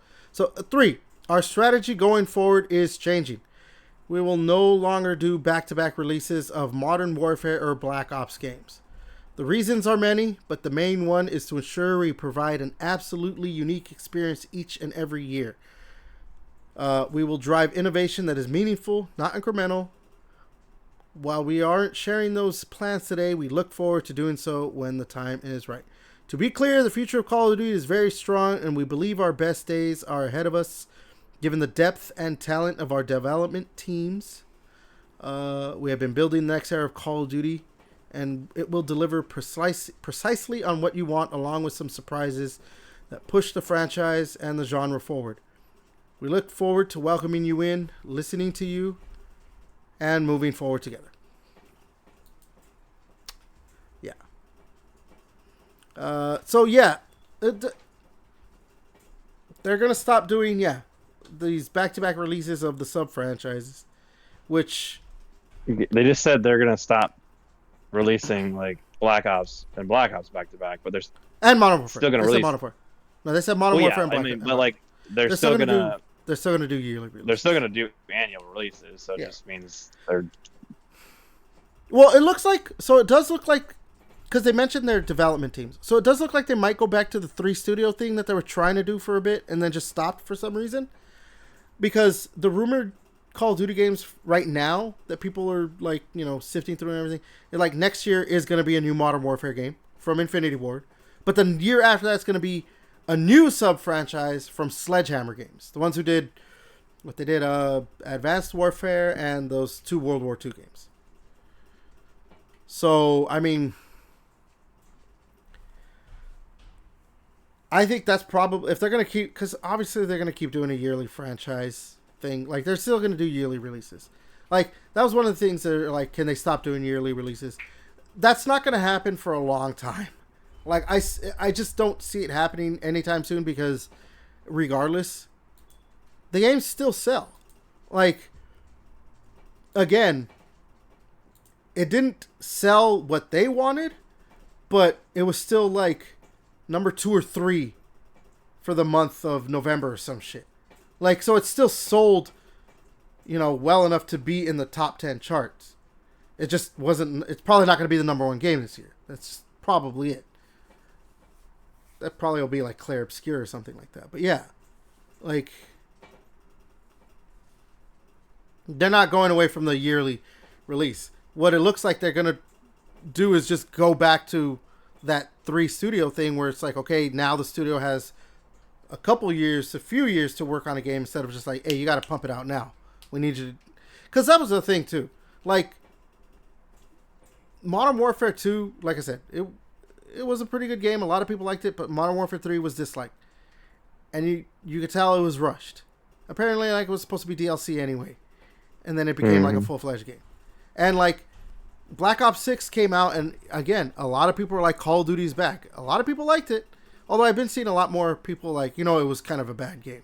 So, I don't know.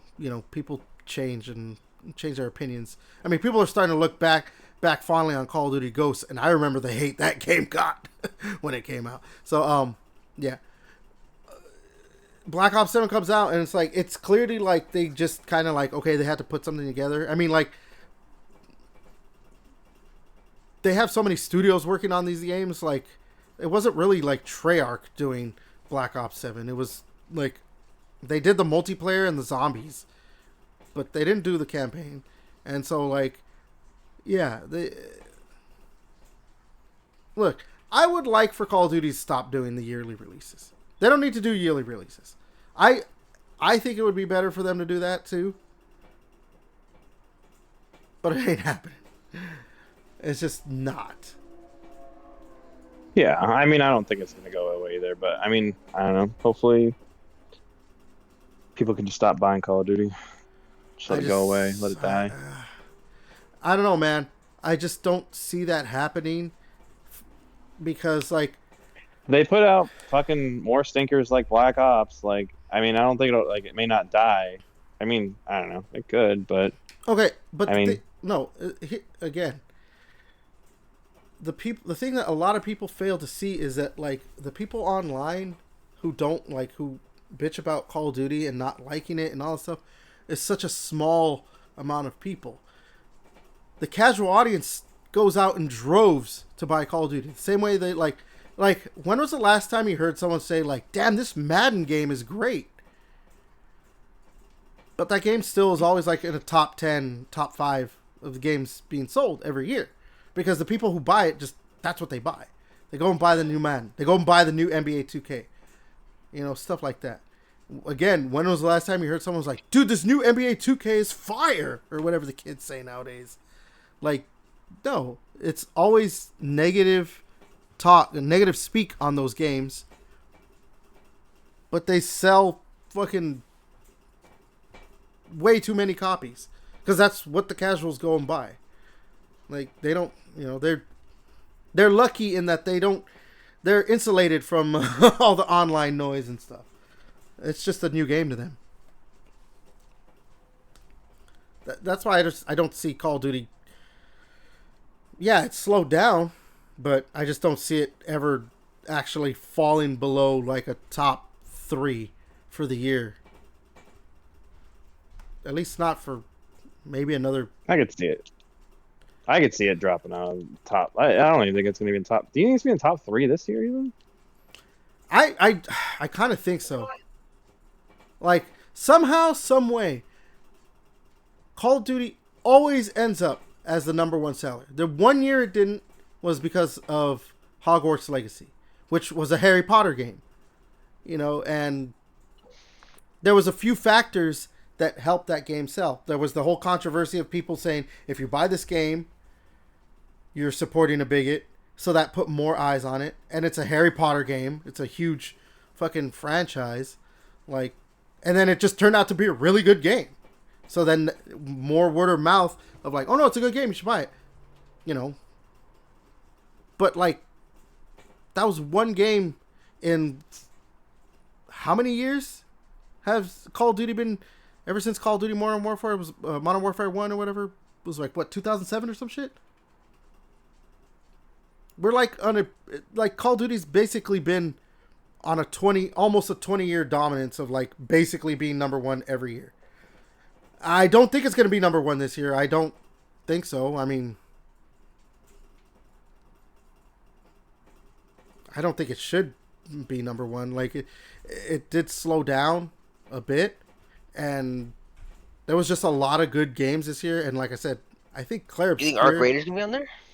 Claire, Arc Raiders, you think? As a top 10? Top 10, yeah. I don't see why not.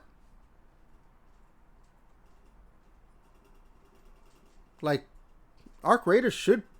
I mean, I could totally see Arc Raiders being a top 5 this year. Yeah, I mean, I think obviously that one became super popular in streaming. Silk Song obviously has to be out there, top 5 for sure, right? Silk Song, especially with that being cheap. Yeah. Relatively. I mean, obviously. Yeah. I'm trying to think. The only game I can really truly see taking the top spot this year is Clair Obscur, because I think it's $30, $40 or some shit like that. I mean, do we think Battlefield sold more than Call of Duty this year? Fuck. I'd have to look that up, but I think according to certain what was it? I don't remember the name of the main website that tracks sales data and stuff. I think Battlefield 6 didn't sell more than Call of Duty. But that was one website, and I think even their data is flawed. So, I'm trying to find what Battlefield 6 has sold for the year, but the only thing I can find is that it's sold 7 million copies in 3 days. But nothing else. No other. Yeah, end of the year. No more figures after that. Yeah, so maybe the problem, because the thing is, you could say well, it sold 7 million copies in 3 days, meaning it just kept selling, but it could have had a huge drop off after those 3 days. That's the problem. Also, we don't really get video game sales reporting like we do box office data for movies. Yeah. And I don't even think Black Ops, for Black Ops, I don't even think we have confirmed set this is what it's sold. It's just based on, that's why I'm saying it's based on what these websites can parse out from data they have and number of players, and this is whatever it is. that it's just like, okay, this is about how much it sold. Especially because I think, like, Xbox is kind of, not great at letting you know how many copies their games have sold because of Game Pass stuff. They just tout like, oh, we have like 10 million players. It's like, okay, but how many of those were like, how many of those people actually bought the game? Stuff like that kind of stuff.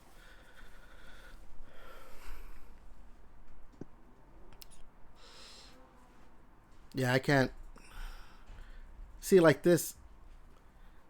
The only thing I can find is that like Black Ops 7 sold 400,000 copies on Steam.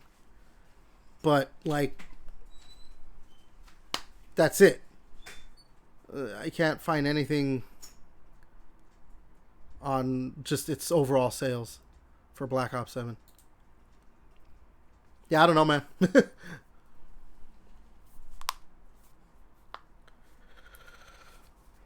All right, we can move on to something else. All right, one more thing, and then we'll talk about the Keighley's.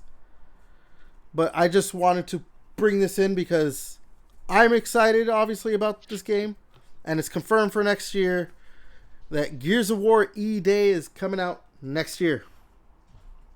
They put out an official tweet from their own account. Emergence begins 2026. No set date, but we know a year. It's coming out next year for the 20th anniversary, maybe? Yeah, it should. It should be. I mean, what? So, look, dude, 2026 is shaping up to be a pretty good year, I think, for, like, Xbox. And, like, if you're a Game Pass subscriber. Because the Halo remake's next year, right? Like, we're getting a new Forza Horizon game. And, like, Fable, they said it's supposed to come out in 2026. We might still get a Fable game. Like, I don't know. I mean, they announced that next year, whatever, in January, they're going to have a developer direct. So, yeah, I mean, that's probably when we'll get a lot of dates announced. Maybe the Gears of War E-Day date and all that stuff, but yeah. Yeah, we'll get an Xbox Direct here sometime soon, hopefully. No, the developer direct's next month in January. Oh, it is? Okay. Yeah, they said, yeah. Well, hopefully we get a fucking release date then with that one. Yeah. So. And some gameplay. Oh, some gameplay would be pretty awesome, actually. That would be pretty good. But yeah, Gears of War E-Day. Coming. Get to Rage. Whenever it comes out, I'll be taking some time off from work. Yeah, probably me too. I probably will. Hey, don't copy me. It's my thing. Don't copy. Get out of here. And or maybe I won't need to. I have my Xbox Ally. I'll probably be able to play on Xbox Ally. Yeah, you'll fucking smash that when you get fucking wrecked in a multiplayer match. You know what? It was funny because when I was playing at my job, my supervisor was in the break room with me, and he was just like looking at me like, are you okay? I'm like, no, man. I shot this guy and he didn't die. Like, how am I gonna put 2 shots in this dude? And he fucking blows me away in one. Like, whatever. That's normal Gear stuff. Yeah, but you're trash. So, I mean, you probably missed both shots. No, I hit him. I definitely hit him. Okay, sure. I definitely hit him. I saw the blood and everything. I don't know. What do you think, JJ? Did he hit him? Oh, cap. Oh, my God. Well, what? Gears of War... yeah, it doesn't do... Reloaded doesn't do the percentage, right? I don't remember it. Nope. Well, which I'm it doesn't show. Well... And you kind of know based on like if someone kills them pretty quick after, like assist points and stuff like that. But yeah, they don't do. That's one thing that we really fucking hate in Gears 5. Like, how the fuck did I do 98% in 2 shots, but he kills me in 1? Mm. The amount of times you've said something similar to that. If you had a nickel for every time you said that, Devin. You wouldn't be rich, but you'd have a lot of nickels. But yeah. All right. I could throw a lot of nickels at you when I saw you. God. All right. So please be excited. Gears of War E-Day next year. All right. So then let's talk about the Keighleys. Again, I didn't watch it. Devin, you said you didn't watch it, right? No, I said I watch highlights. Yeah. JJ, you're the one who watched it. Yeah. What would you give it overall? Like, grade it? I'll give it a 7. That's pretty high for some a lot of stuff. So like I liked it. a B minus or something? Yeah, a B. I'd be a B minus. I mean, a 7 is technically it's a 7 and a 10 is a 70, which would be a C minus. So you have to give it an 8. Good. I'll give it a low 8. There you go. High 7, low like a 7, like 7.9 and 8.1 or 8. All right. What about a 6.7? Ooh, I like that one. Fuck. All right. I'm not gonna go through fucking like, you know, all the awards, like what won this. I'll pick out.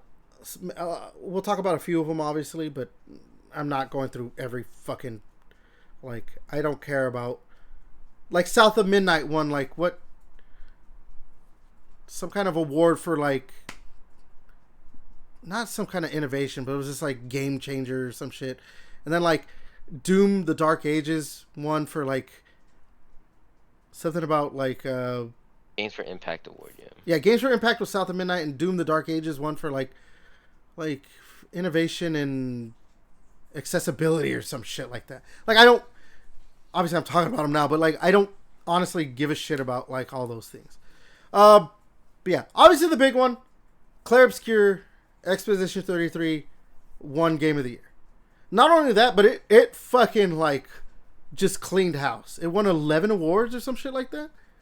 It fucking just took home everything. Crazy! It took them 33 games to finally make like one that's Game of the Year, because like Expedition 1, 2, 3, all the way up to 33. Yeah. So. Hey, but they kept trying that. You know, they kept going at it, right? Yeah.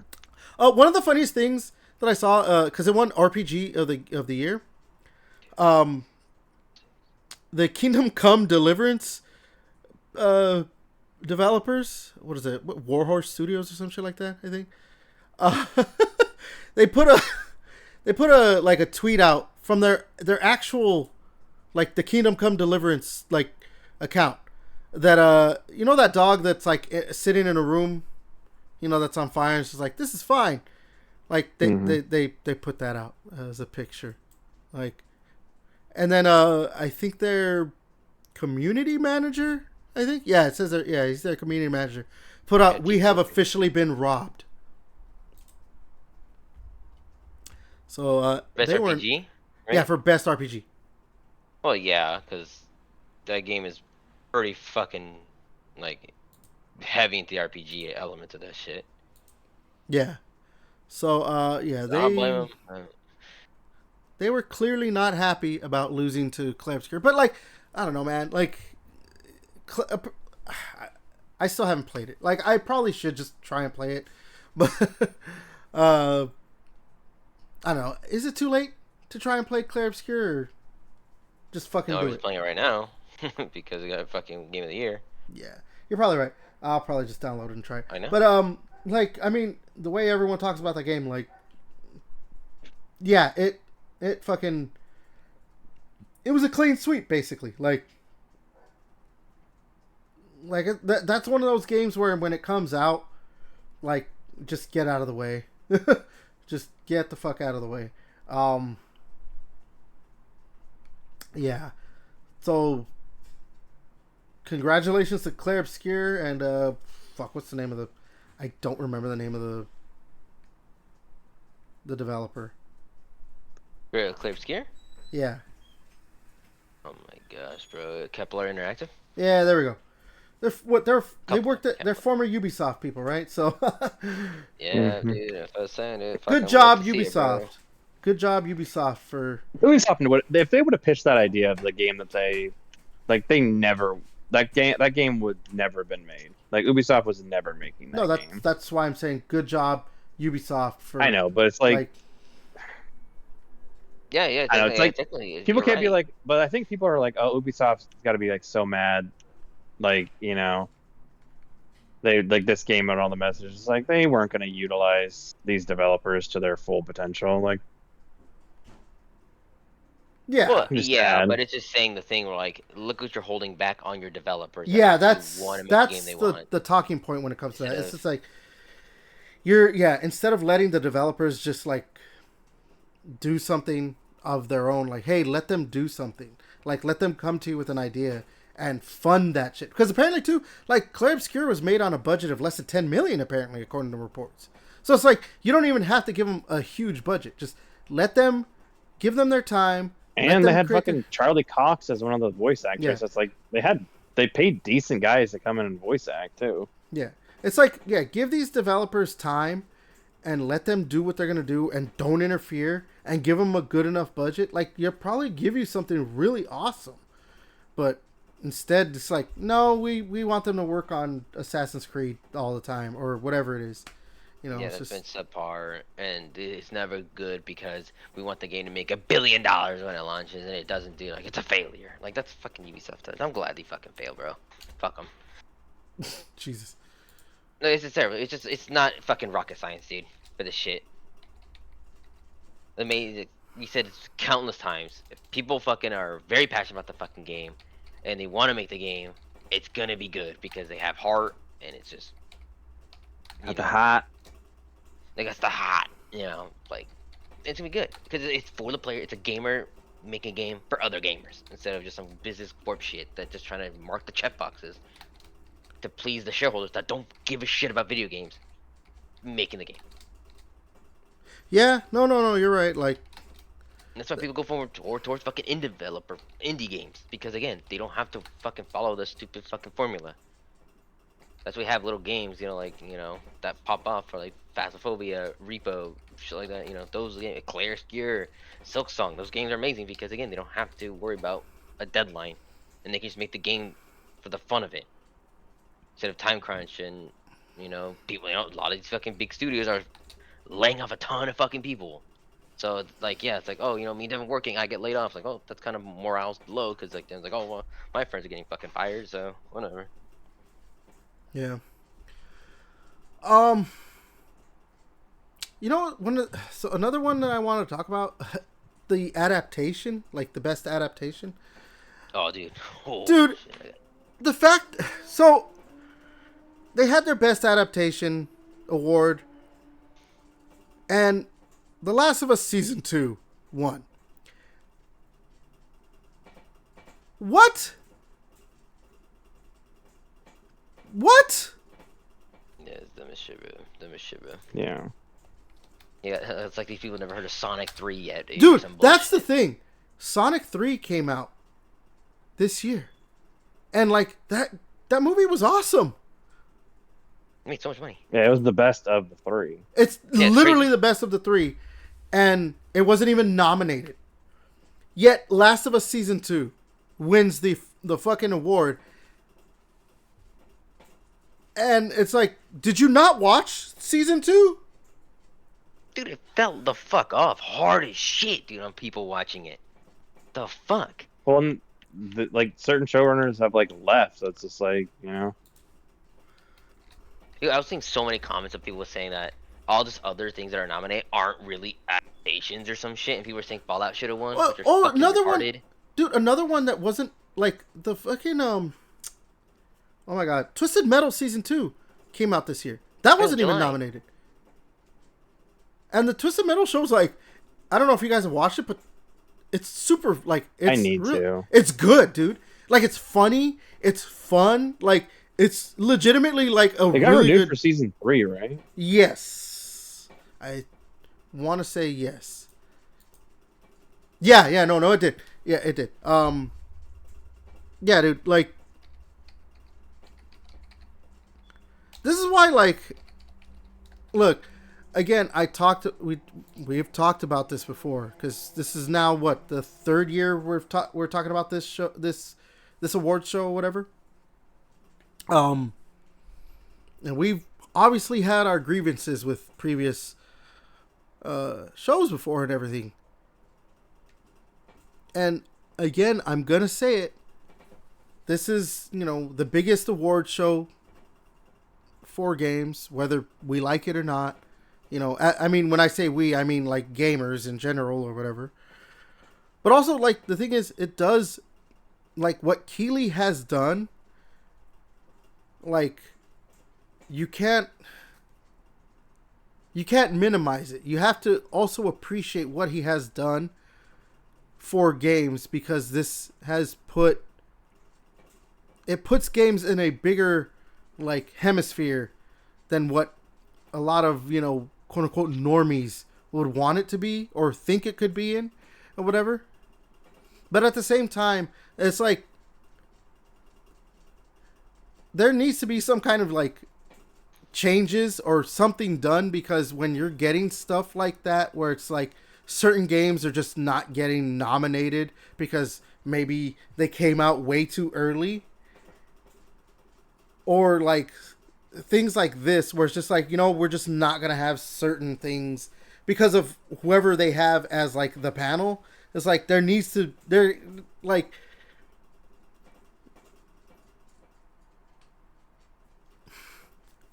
don't know, because like you obviously can't have like, oh, it's like fan voted, because like they had a fan voted award, right?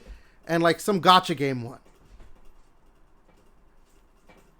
But you can't have like, it shouldn't also be like given to people who like to vote for that like work in the game industry, because it's like, people work at like IGN and stuff like that, because like a lot of them don't even like what the majority of the crowd likes. So it's just like, I don't know, there needs to be some kind of like reformation somewhere. I don't know, because like when you're having things like that where it's just like, specifically like, yeah, Sonic 3, because it did well enough. I'm assuming it got great, or not great, but like good enough reviews, and then it's just not nominated. Like, why? Like, what was the point? Or like, not point, but what was the reason? What was the reason? What was the reason? So I don't know, man. Like, and again, the reason, like, Last of Us Season 2 winning, how does it win? Because not only politics. I mean, that's probably what that's all it is. It's just like, because politics behind it. Because like, that's all it really is. Because the thing is, like, not only did like people stop watching and people hated it, but like even reviews were not kind to the show. So how the hell did it win? Like, I don't understand. Yeah, I'm looking up the Sonic Hedgehog 3 movie. It got positive critical response. So it was the best. I mean, it was the best reviewed of the 3. It's like 100 like Rotten Tomatoes or some shit too. So yeah, like 90-something critics and like 100% for fans. Yeah. So like, I don't know, to see stuff like that, it may. I don't want to say it delegitimizes the awards, but like to enough people, to like the people you want people to keep watching this show, right? Like, if you're Jeff Keighley, you want people to keep watching the Game Awards. But when you have stuff like that, it is to these people are gonna still watch it, because you're gonna get these hella cool like game announcements. But like, I don't know, like JJ and I, when we were working at like GameStop stuff, we would see like games come out with like the Game of the Year edition. Like, it doesn't matter where you get the Game of the Year like nomination from. Like, IGN could give you Game of the Year, and it's like, then someone's like, cool, I'm just gonna slap a Game of the Year edition on my game. Like Batman Arkham City came like it won. It was like winner a Game of the Year edition because we won over 30 Game of the Years, and you'd see some of these, you're like, I've never even heard of this fucking website, but they just like tossed it on there. They're like, well, it won Game of the Year somewhere. Yeah. Some random website.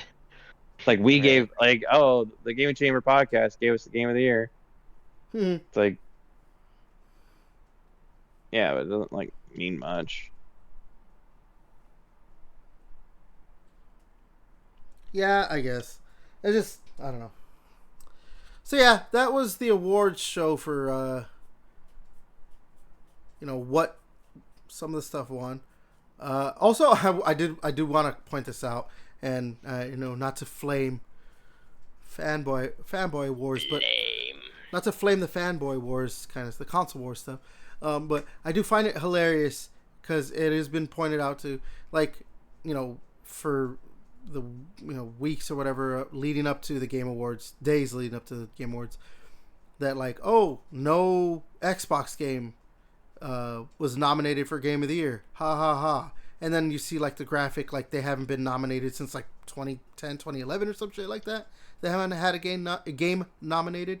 But Xbox got 2 awards and PlayStation got 1.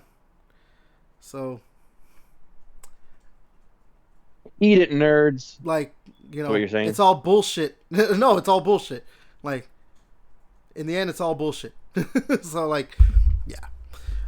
All right. Say with your chest. You want to say eat it, nerds? Well, yeah. So eat it, nerds. It's all bullshit. Grow the fuck up.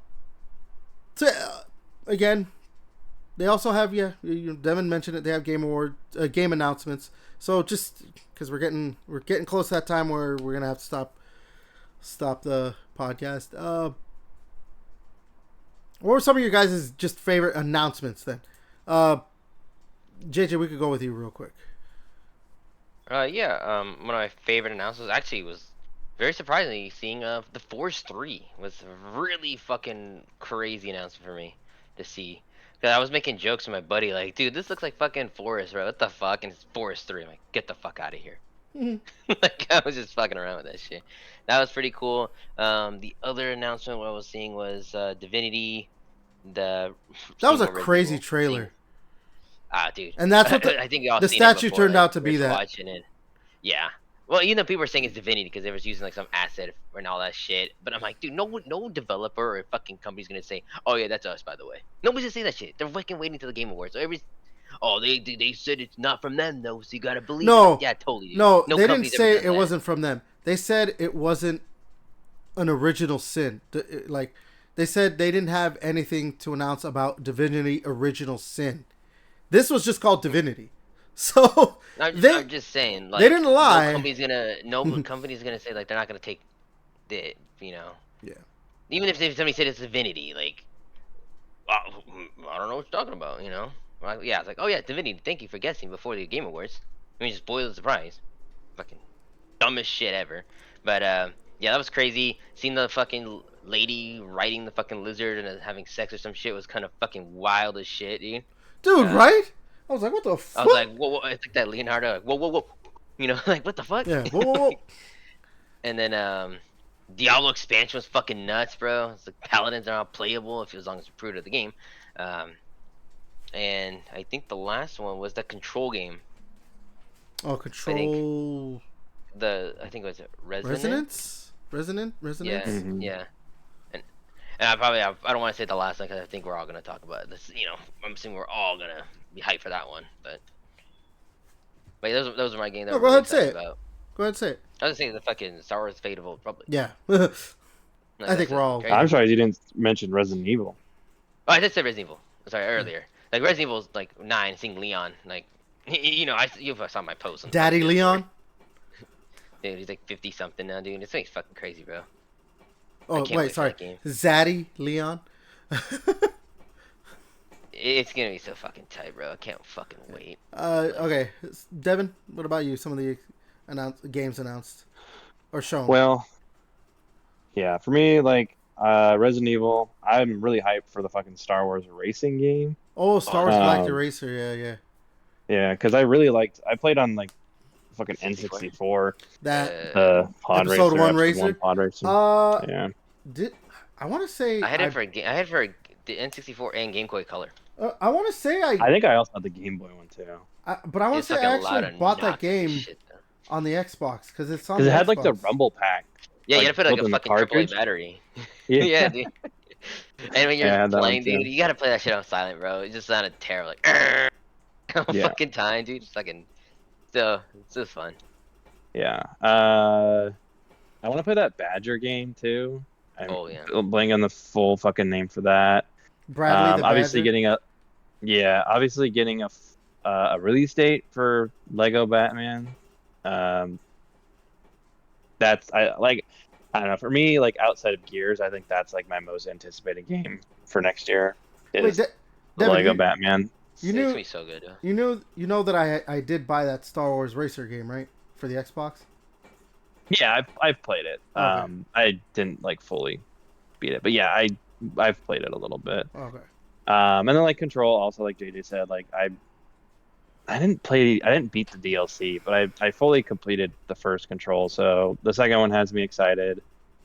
Um, and then yeah, I mean like the Star Wars, the Old Republic game, I'm excited for it, but I am not excited for the wait. No. Yeah. That's gonna be I know next that year. you put it in the Discord chat that like oh, it may not come out till like 2030 kind of thing or whatever. But like Casey Hudson, the guy who's lead, like that's one of the things that's making me super I excited. know. Guy, he came out and said like, He's no, it's gonna come out before that. Yeah, so yeah, December 2029. Uh, And like I don't know. Like I feel like every game that's ever coming out now like fucking always gets fucking delayed, so yeah, you're probably right. Yeah. I don't know. I just feel like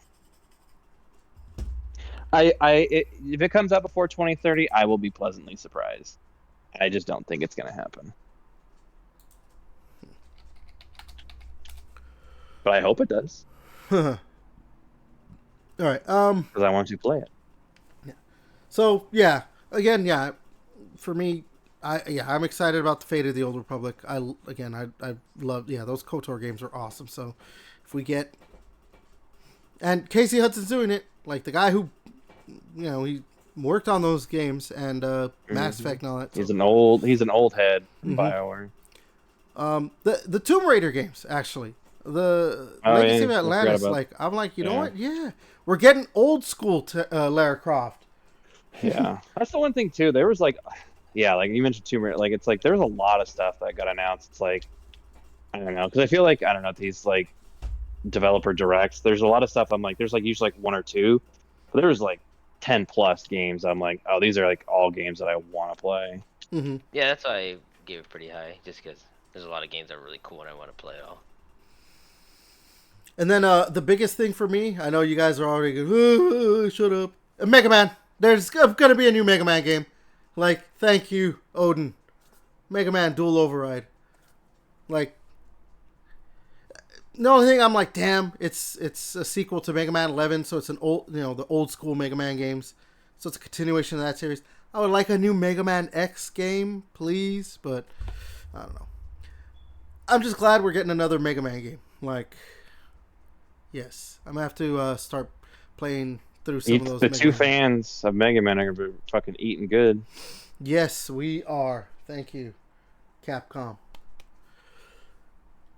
But yeah. Other than that, like, yeah, I mean, you guys have already said pretty much all the other games that are.